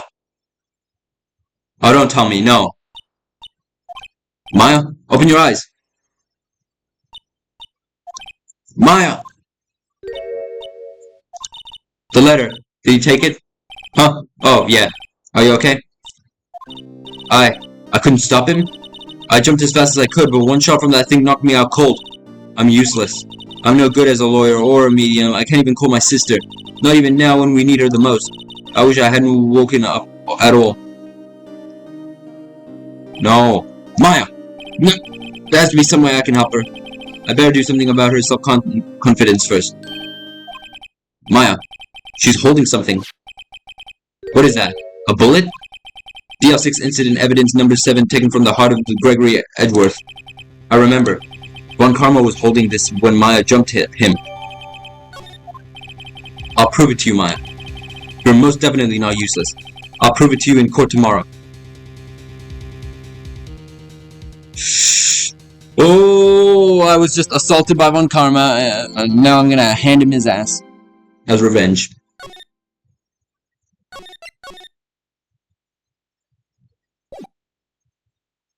So he's literally gonna do everything in his power to keep this perfect win streak alive.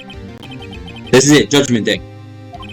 Today, things are going to get settled. A lot of things. Whoa! What's the big deal? Sorry, Nick. I only touched your shoulder. I guess the shock hasn't worn off from my run-in with the stun gun yesterday. Anyhow, today's the last day of the trial. Good luck, Nick. Yeah, thanks, Maya. Edgeworth is looking glum as always. I hope Von Karma doesn't push him too hard. Whoa! What are you doing? Sorry. I'm sorry. I just thought I could cheer you up with a pat on the back. Maya, maybe you should go outside and discharge. Right. Good idea. Try not to electrocute anyone on your way out. Okay. We are, pal! What's going into that girl? Detective Gumshoe. Morning, Mr. Edgeworth. Good morning. How did it go, Detective? Have no fear. As promised, I've captured our runaway caretaker. I just brought him in. Took all night, pal. Thanks, Detective Gumshoe. You must be tired. Actually, after that shock, I got on the way and I feel pretty good. Yogi says he's forgotten his own name. But that has to be a lie. Why would he want revenge on Edgeworth if he couldn't remember his past? He does remember, and I'm going to prove it. Bro, why couldn't Phoenix just run for the door as soon as, Mr. Edgeworth took out that taser? I mean, not Mr. Edgeworth. Mr. Von Karma took out that taser. They could have both just ran for the door as fast as they could.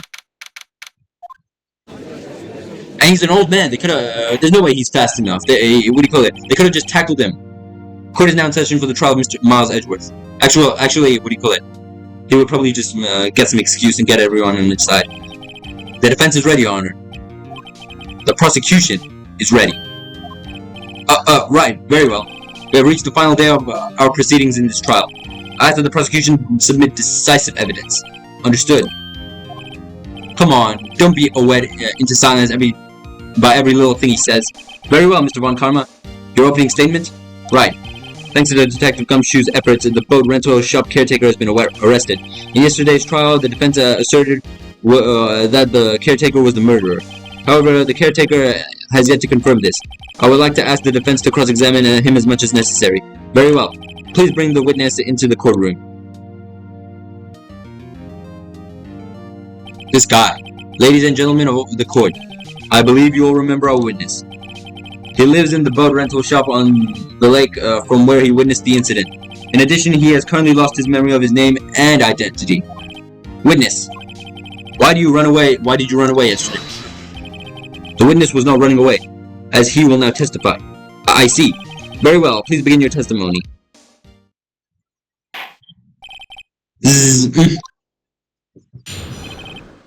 Why I left court. I'm really sorry about just leaving yesterday, like I did. But I wasn't running away or nothing. I went to buy some food for Polly, you see. I figured she got nothing to do with the incident anyhow. I mean, I need one of those motive things, right? And I don't got one. So my testimony yesterday stands as is. Of course, Mr. Von Karma took my paper. Very well. Let's begin the cross-examination, shall we? He has to know his name. Yanni Yogi. You're Yanni Yogi, and I'm gonna prove it. Okay. Let's go.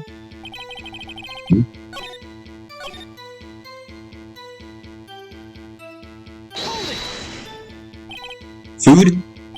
Well, Polly is a bit of a gourmand, you see. She only eats these high-quality bird pellets from France. They only have them in the big pet shop downtown. But you weren't arrested until this morning. Why did you go back to the caretaker's shack? Well, I kind of got lost, you see. The witness has trouble remembering things sometimes. When the police apprehend him on his way back to the shack, yeah, right. Nice try, Von Karma. No one's gonna believe that. I see. So, he was lost. Please, Your Honor, come to your senses. I figured it had nothing to do with the incidents anyhow. You've lost much of your memory, is that correct? Yep, seems like it. Then how do you know that you didn't have anything to do with this incident? Or maybe you're lying about not having your memory, You know exactly who you are. The witness has testified quite clearly that he has no memory of who he is. If you claim he's lying, then show the court proof.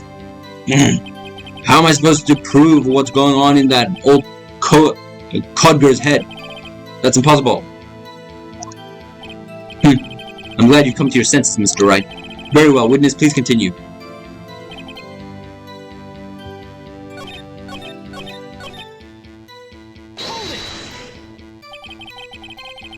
I call what you did running away and not just leaving. You heard Larry's testimony and realized you were in danger. Now, Mr. Wright, there's no need to rush to conclusions. As I said, the witness was not running away. Listen to the testimony. He sure seems relaxed. In fact, they both do, Von Karma and Yanni Yogi. But I wasn't running away or nothing. Then why did you leave? He's just about to say why. Is it so hard for you to just quietly listen when someone is talking?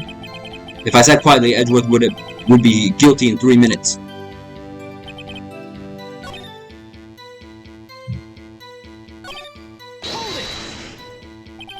How can you say you had no motive? I say you do.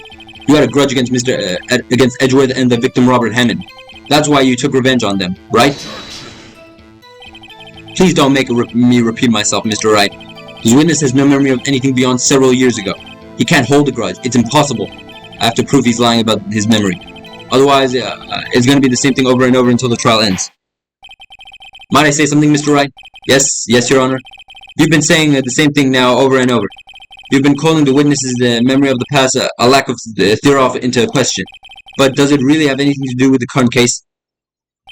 Of course, Your Honor. The witness has said he has nothing to do with this case and no motive.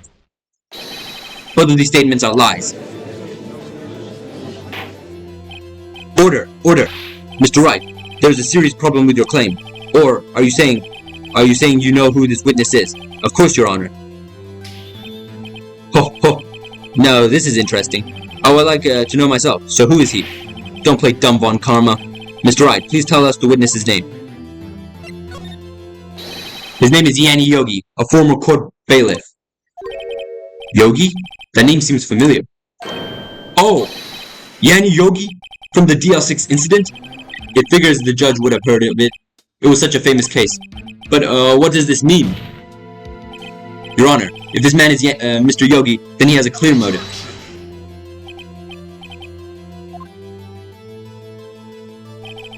Jumping to conclusions, again, Mr. Wright. This man, the witness, is Yanni Yogi? Fascinating. However, how do you propose to prove this to the court? This is a court of law. As you may recall, you need proof. And allow me to repeat once more that the witness has lost his memory. This is it. I have to do this now. If I can't prove he's Yogi right here, right now, then I've got nowhere else to go. Nick, how are you going to prove it? How can you prove that he's Yanni Yogi? It's okay. It's actually quite simple. Your Honor, please take this man's fingerprints. Then we'll compare them to the fingerprints on the file of Yanni Yogi 15 years ago. I see. That makes sense. Huh? I'm so very, very sorry, Mr. Wright. Why? The witness has no fingerprints. What? What? No fingerprints? You see, before I worked as a caretaker, I worked at a chemical plant. Of course! Of course. I burned my fingers working with the stuff. Yup. What? Yogi, you sneak. You burned your fingerprints off to hide your past? Well, the witness has no fingerprints. I guess we will not be able to prove his identity. No. Well, what will you do, Mr. Wright? It seems that the case has been decided, no? No! I know what happened. I know everything. I just can't prove it. But no, I can't let it end like this. I can't lose. There has to be another way. There is no one who can testify as to who this witness is. No one. Nick, what are we going to do? I didn't even consider that he might have erased his fingerprints. What do I do? Well done, Mr. Wright. Perhaps you'd like to cross-examine his parrot for a little comic relief, Yeah, very funny. You're a sore whiner. You're a sore winner. Von Karma? Wait a second. Cross-examine his parrot? What is it, Nick? No, you're not going to. Your Honor. The defense would like to take Mr. Von Karma up on his proposal.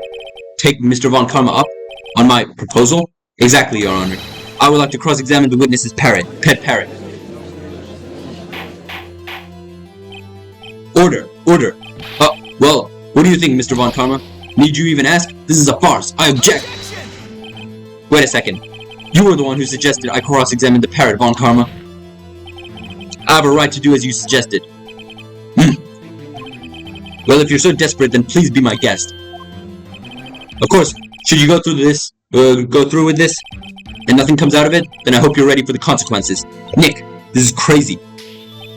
Well, still want to go through with your little game? Yes, I'm doing it. Let the parrot take the stand. I'll cross-examine her, Your Honor. This is the most ridiculous thing I've ever heard. Von Karma's rigged every person's testimony, every piece of evidence, except the parrot. She's my last chance. At least, I think so. Bailiff, bring in the parrot. The parrot takes the stand. That's quite a bird. Please tell us your name. Name. The witness is ignoring me. It must hurt to be ignored by a bird. Very well, witness. Who's your owner? Please, testify for us. Who's your owner? Hello.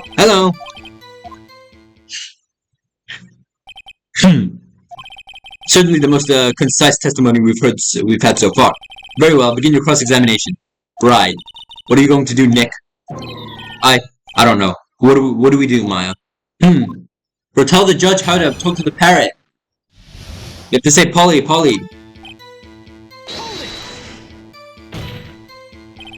Witness, you can't just say hello and expect us to get anywhere. I want you to testify. Maya, you talk to her. Right. What do I say? What's your name? Maybe I should get her to say her name. Polly, what's your name? Paul Lee. Mr. Wright, I think we've established that this parrot is named Polly. Does this have anything to do with her owner's identity? Of course. Yes, it does. Fascinating.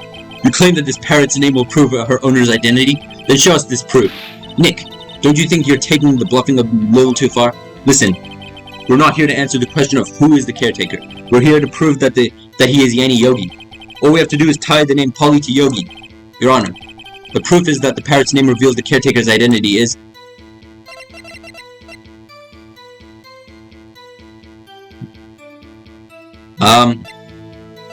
What?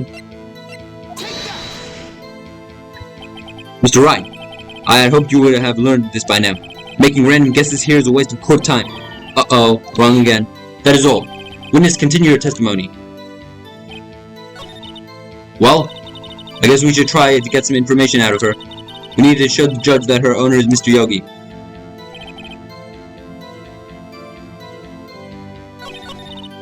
Well, okay. Okay, I see what to say.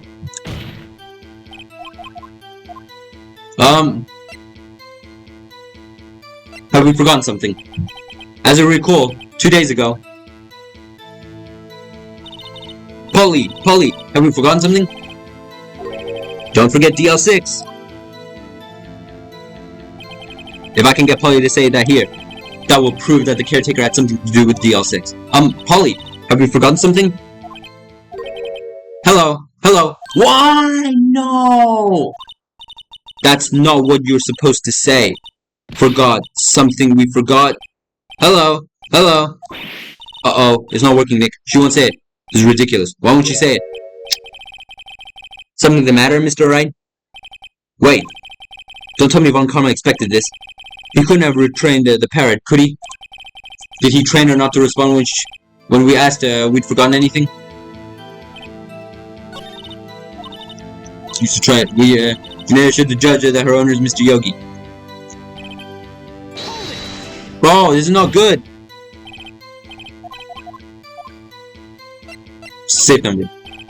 Maybe I'll get her to say the number of the safe. Huh? The safe? Why? Let's just try to get her to say anything, okay? Polly, what's the number to the safe in the shack? 1228. 1228. My, what a reckless parrot. Well, Mr. Wright, you aren't claiming that this number has something to do with the caretaker. Actually, it does. Actually, it does. That's why I had her say it. Huh. Ridiculous.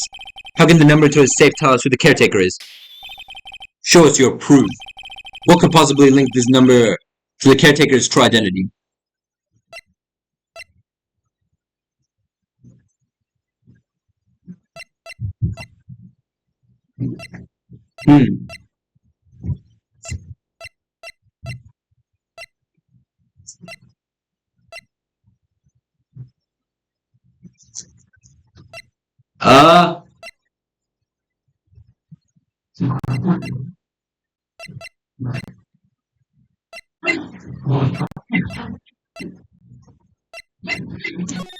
Check. That's nothing. Check. 1228. Oh, there. Found it. Found it. The DL6 case file? What is this obsession you have with that case? Mr. Wright, where is the file of something relating to the safe number? What? Case summary, victim data. What do you mean case? Case summary. Case summary. It's on the case summary page. The case summary. Specifically the date on which the DL6 incident occurred. The date of the incident, December 28th. Why, that's today's date, 15 years ago. And the number on that safe is 1228. Oh, he used the date of the DL6 incident as the number for his safe, Your Honor. That's how important that date was to him. I see. It certainly is an interesting coincidence. People often do set their secret numbers to dates. But this is not tangible proof. I set my ATM card number to 0001 because I'm number 1. This has nothing to do with a date. Nothing. Indeed. Alone it is a little weak for evidence in a murder trial. We would need some other corroborating evidence. Where am I going to find that? Nick, we're getting closer. One more. We can just get one more piece of evidence. Right. But what? Very well, witness. You may continue. Well, I guess we should try to get some information out of her. We need to show the judge that her owner is Mr. Yogi.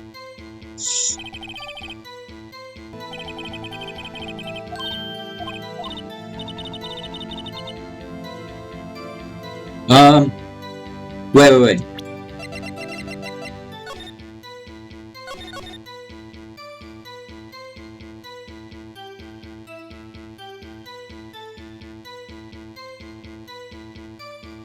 Page 37. Memory loss due to oxygen deprivation. Wait. Go back. I don't care about this. Okay, wait, I already saw this. No, I don't care about this. I accidentally did it again. Wait, hold up. Alright, I think I know what to do. I think I know what to do.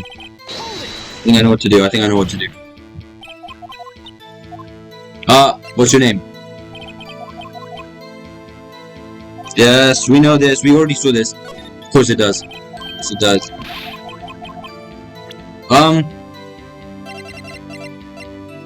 DL6. Present? Yes. The DL6 case file. That's quite a large file you have there. Which page is this proof on then? Sure, so stop wasting our time. Very well, Mr. Wright, please show us the page. Where in the file is that information connected to this parrot's name? Hold up, I accidentally clicked something by accident.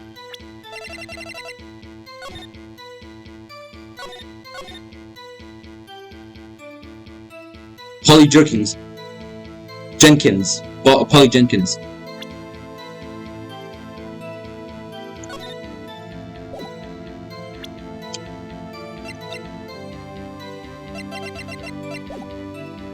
Suspect data. It's on the suspect data page. This page has all the information about Yanni Yogi. Right after he was arrested, his fiancée committed suicide, see? Indeed, it does say that, yes. What was his fiancée's name? Polly Jenkins? Polly. Exactly, Your Honor. He wanted to remember the name of his fiancée. That's why he named his parrot after her. I see. I guess that is possible. Bah! A mere coincidence, that's all. My granddaughter has a dog she calls Phoenix. Well, Mr. Phoenix Wright, does that make you my granddaughter's fiancé? He's only 7 years old. That's enough. I think we've reached a conclusion here. This is a mere coincidence, that's all. True, that is a possibility. However, two coincidences at the same time seems more like a pattern to me. What are you saying?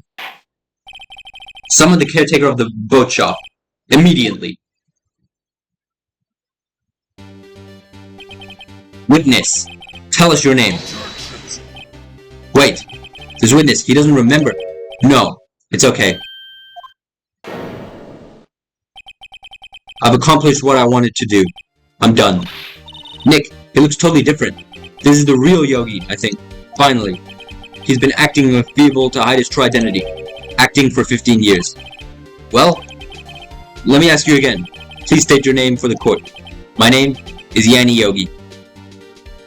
Okay. 15 years ago, I served as a bailiff in this very court. Order! Order! Yanni Yogi. So it was you who killed Robert Hammond and tried to frame Miles Edgeworth for his death. Yes, it was me. I did it. They put me on the witness stand 15 years ago. Robert Hammond, he said I was mentally unsound. He told me it would make me innocent, get me off the hook. So, I pretended to have brain damage. I was innocent, really, but he didn't believe me. We won the trial, but I lost everything. I lost my job, my fiancé, my social standing. Then this year, 15 years later, a package arrived. There was a letter and a pistol. The plan was written out in careful detail. It was a plan for me to take my revenge on the people who ruined my life. I didn't care who had sent it. I thought it was my chance after 15 years. This was it. Finally, a chance to have my revenge on Robert Hammond and Miles Edgeworth. I have no regrets. Wait a moment. Revenge? Against Miles Edgeworth? What do you mean? I'm not a liberty to speak on that matter. Why don't you ask Mr. Edgeworth yourself? Anyway, I admit it. I was the one who killed Robert Hammond. God damn, alright. Even the judge, he's like, oh, wow. Okay, that was interesting. Von Karma, where is Mr. Yogi? Under arrest, Your Honor. I saw no room for error in his confession. Then, the defendant, Miles Edgeworth, is innocent. In this case, at least. Very well. Will the defendant please take the stand? There are a few mysteries left unsolved. Still, you are clear of suspicion for this particular case, so I would like to pass judgment on the murder of Mr. Robert Hammond. Any objections? I don't believe it. Why isn't Von Karma saying anything? Very well. This court finds the defendant, Mr. Miles Edgeworth, not guilty.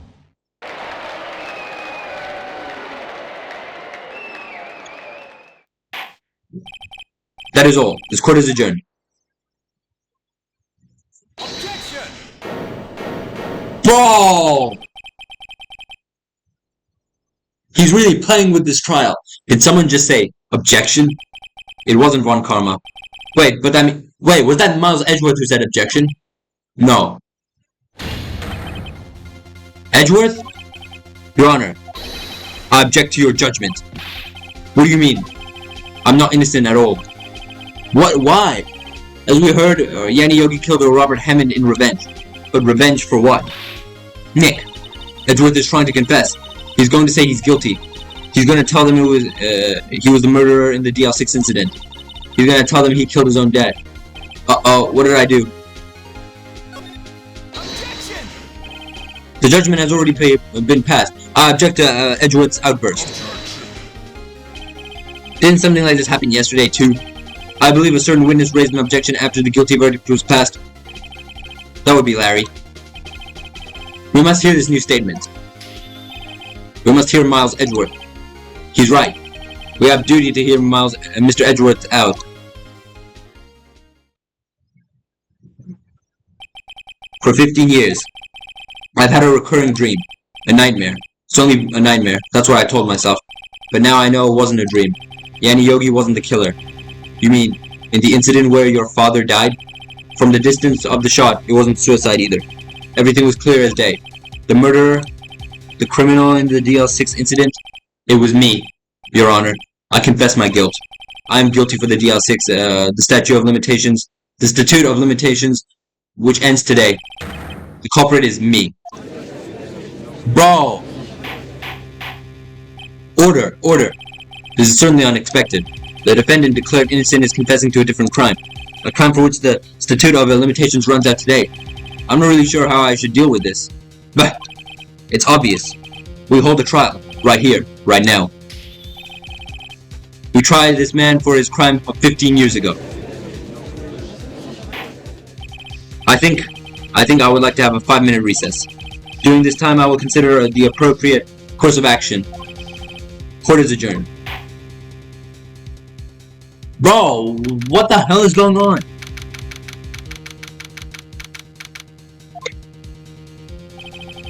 I'm sorry, Wright. I've just wasted all of your effort. Mr. Edgeworth, I just don't believe it, sir. I mean, you kill your dad? I didn't want to believe it myself, detective, but it is the truth. I deserve to be punished. Murder is murder, no matter what the circumstances. This is crazy. Just crazy. Nick, what are you doing? Huh? Oh, I was just reading through the court record one more time. I'm getting my case ready. Your case? For what? Huh? Isn't it obvious? I'm gonna prove that Miles Edgeworth is innocent. What are you talking about, pal? He just admitted to it. No, we still have to prove he's innocent. He confessed that he did it in court. I'm sorry, Edgeworth, but I don't believe you're a nightmare. What? It's just a dream. It's not real. The truth is right here in this court record. In any case, tighten your belts. The real fight is just beginning. I'll prove you're innocent. Trust me. Right. Just watch me go. They call me Phoenix Wright for a reason, motherfucker. Now then, I would like to resume our trial. Judge, Miles Edgeworth has admitted his own guilt. He has confessed his crime. Let us begin by hearing his testimony. Then, though pointless, let the defense do their cross-examination. The statute of limitations on the DL6 incident runs out today. Though it's unconventional for me, I'd like to run this one by the book. I see. Does the defense have any objections? No, Your Honor. Von Karma, you knew this was going to happen from the very beginning, didn't you? Very well. Well, will Miles Edgeworth take the stand? Will the witness state his name and profession? Miles Edgeworth. I'm a prosecuting attorney. Mr. Edgeworth, 15 years ago you mistakenly killed your father, Gregory Edgeworth. Is this correct? It is correct. I testify about this matter to the court.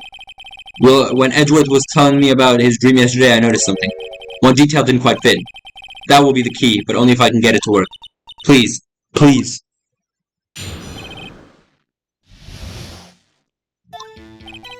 That day I had gone to the courtroom to observe one of my father's trials.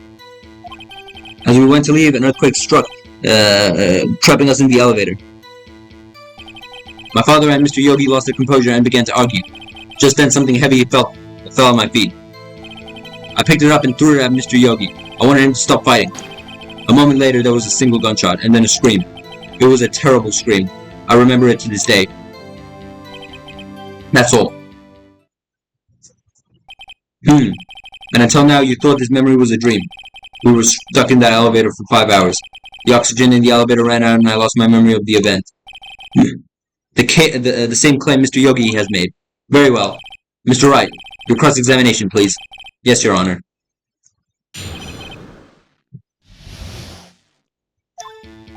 That day, yeah, whatever. What was the trial your father was involved in on that day? I don't remember things very clearly. Only 2 things. I know my father lost and Mr. Von Karma was the prosecuting attorney. Mr. Von Karma? You were handling that case? It was 15 years ago. I don't remember the details. That was when Edgeworth pointed out the problem in Von Karma's evidence. As we went to leave, an earthquake struck, trapping us in the elevator. So there were 3 people, including yourself, trapped in the elevator. Yes, myself, my father, and Yanni Yogi. We were fine at first, but then as time passed and no one came to help, my father and Mr. Yogi lost their composure and began to argue. What did you do then? I was a 9-year-old boy at the time. What could I do? I was scared, trembling in the corner. But then, just then something heavy fell at my feet. What was it? A pistol. I assumed it was the bailiff Yanni Yogi's. The safety must have come off when it fell off his holster. And you picked it up. What happened next? I picked it up and threw it at Mr. Yogi. I wanted them to stop fighting. Did you know it was a pistol when you threw it? I think I knew. I knew it was dangerous. But the air was getting so thick, I panicked. So you're saying that you threw the pistol at Mr. Yogi? I was, in a daze. A moment later, there was a single gunshot, then a scream. The gun fired once. Yes, I think after I threw it, I lost consciousness. Since then, they've echoed in my head every day. The gunshot and that horrible scream. The scream. It was a terrible scream. I remember it to this day. To this day. Yes, I can practically hear it now. I doubt I will ever forget that scream as long as I live. There it is. One part of the testimony clearly contradicts the evidence, but I don't know what it means. I better find out and quick.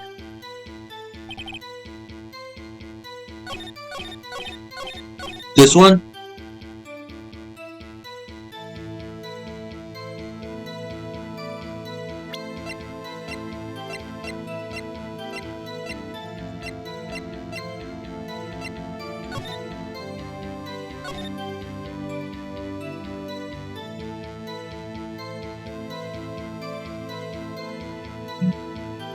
The murder weapon had fired twice. Wait. This is wrong. Objection! Are you sure you only heard one gunshot? Yes, I'm sure of that. I heard the shot and the scream. Then everything faded. I was unconscious until the rescuers came. I see. No, Your Honor. Unfortunately, you don't. Look at the file one more time. This plainly contradicts the witness's testimony. You do enjoy dragging out that file, don't you? I don't accept this evidence, unless you can tell us what page it's on. Which page contradicts Miles Edgeworth's testimony? Victim data, right? It was victim data, right? Yeah. Look at the victim data in this file. It says it quite plainly, the murder weapon was fired twice. Miles Edgeworth only heard one gunshot. Yet, the murder weapon was fired twice. The first shot was the accidental firing when the pistol was drawn. So, who fired the remaining shot? Was there perhaps another shooter who fired the second shot? Your Honor, as I'm sure you're aware, this incident occurred 15 years ago. The evidence is dated. The pistol did fire twice. However, we do not know when that second shot was fired. It might have been fired the day before the incident. There's no proof that the second shot had anything to do with this incident. What? I see. You do have a point, Mr. Wright. The murder weapon was fired twice, as we have heard. One of those shots was fired by the defendant, a boy at the time. Do you have any proof that the other shot was fired had something to do with the case? Let me check really quick.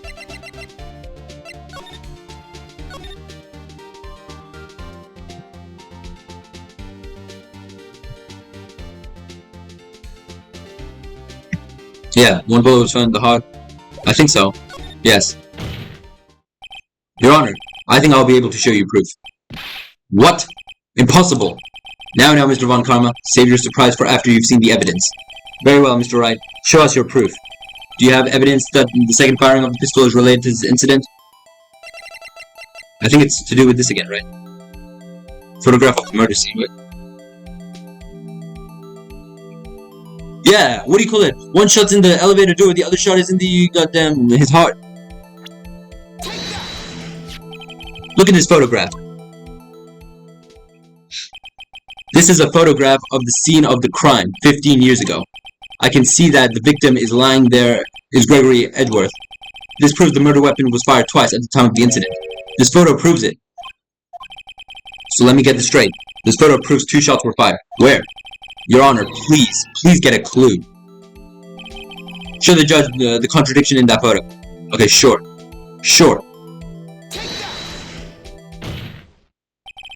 It should be obvious the contradiction is here. I see, a bullet hole in the door. Your Honor, Gregory Edgeworth was killed by a shot from the pistol. Yet there's also a bullet hole in the elevator door. We also know that the murder weapon was fired twice. Thus, someone other than Edgeworth fired the second shot. Order! Mr. Wright, what are you driving at?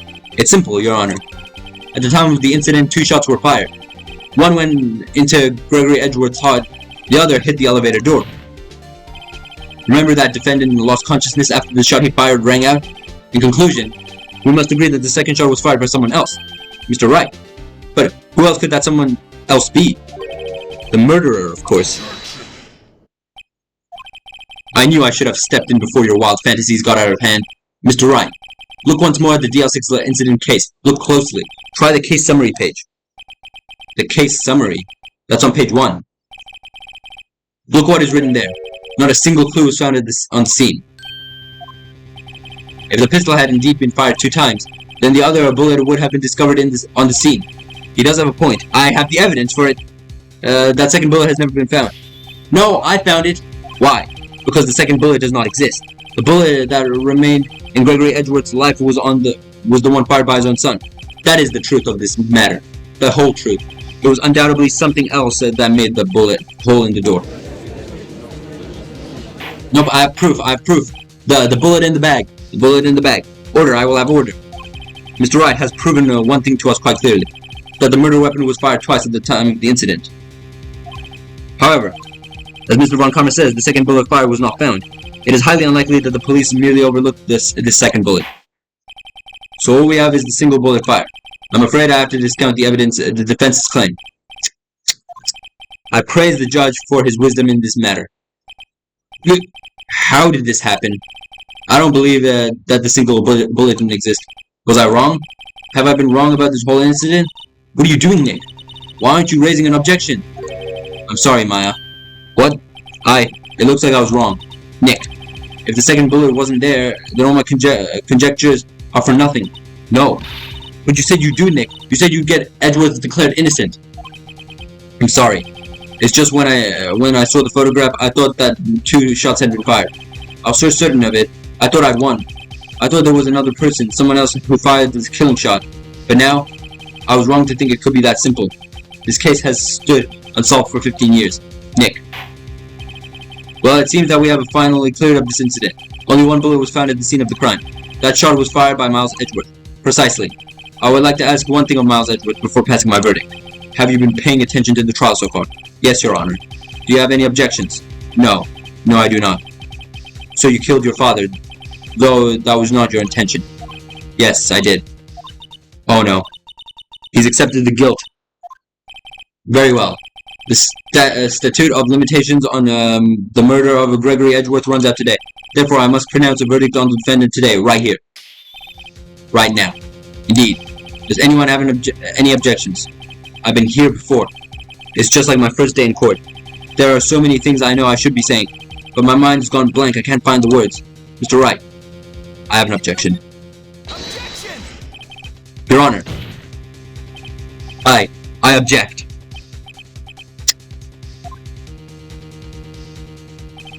Mr. Wright, on what grounds do you object, Oh, Nick. I don't know. His case is perfect. Oh no. It must exist. The second bullet. Mia! What? What did you just say? Nothing. The second bullet must exist. But where? Someone took it. It seems waiting is not going to produce us any answers from Mr. Wright. Wait, Your Honor.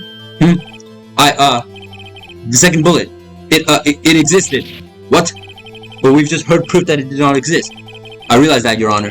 I'm really grasping here. It's just someone took it from the scene of the crime. That's what happened. But who? The murderer.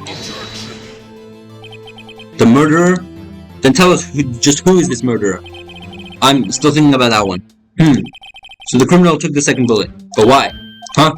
First of all, how would they have found it? It's not easy to find a stray bullet, Mr. Wright.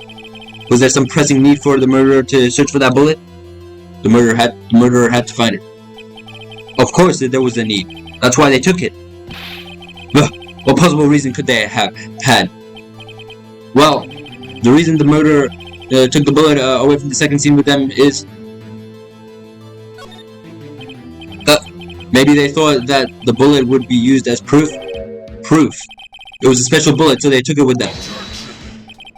If that was the case, then they should have taken the bullet from inside Gregory as well. Huh? Bro, I'm really fighting for my life right here. Or fighting for Edgewood's life right here. Why would they only take one of the two bullets fired? Oh, right. Mr. Wright. Have you really thought this through? I'm gonna have to penalize you. No! This isn't going so well. Was there some pressing need for the murderer to search for that bullet? Yes. Of course, there was a need. That's why they took it. Well, what possible reason could they have had? Yeah. Well, the murderer was a very cautious sort, you see. That's why the murderer had to search for that bullet. If that was the case, then they should have taken the bullet.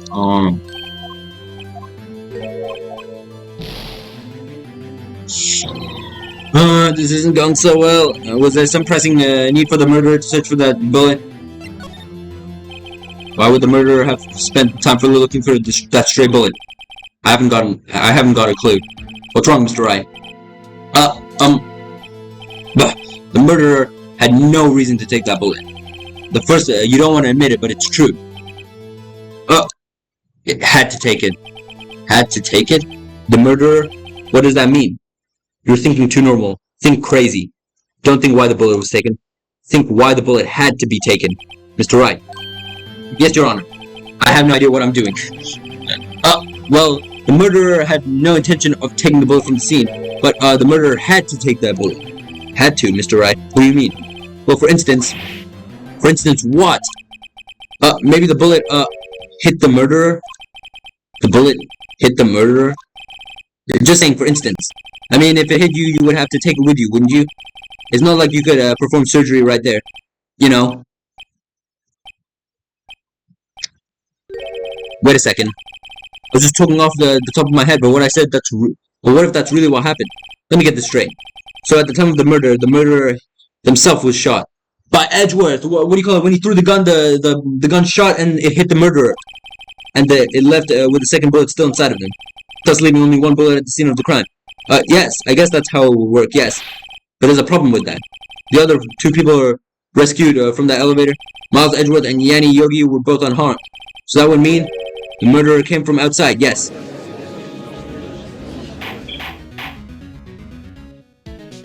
So it was not Yanni Yogi or Edgeworth? The two men fighting inside the elevator. Trying to stop them, the boys picked up the pistol and his feet, at his feet and throws it. The pistol discharges, and the bullet goes through the elevator door and hits the murderer outside. The boy loses consciousness.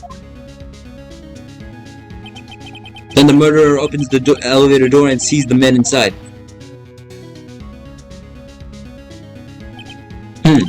Mr. Wright, you are truly the most unpredictable defense attorney I've ever known. I can tell you're grasping, yet I cannot deny the possibility of what you say. What are you saying? Deny it, deny it.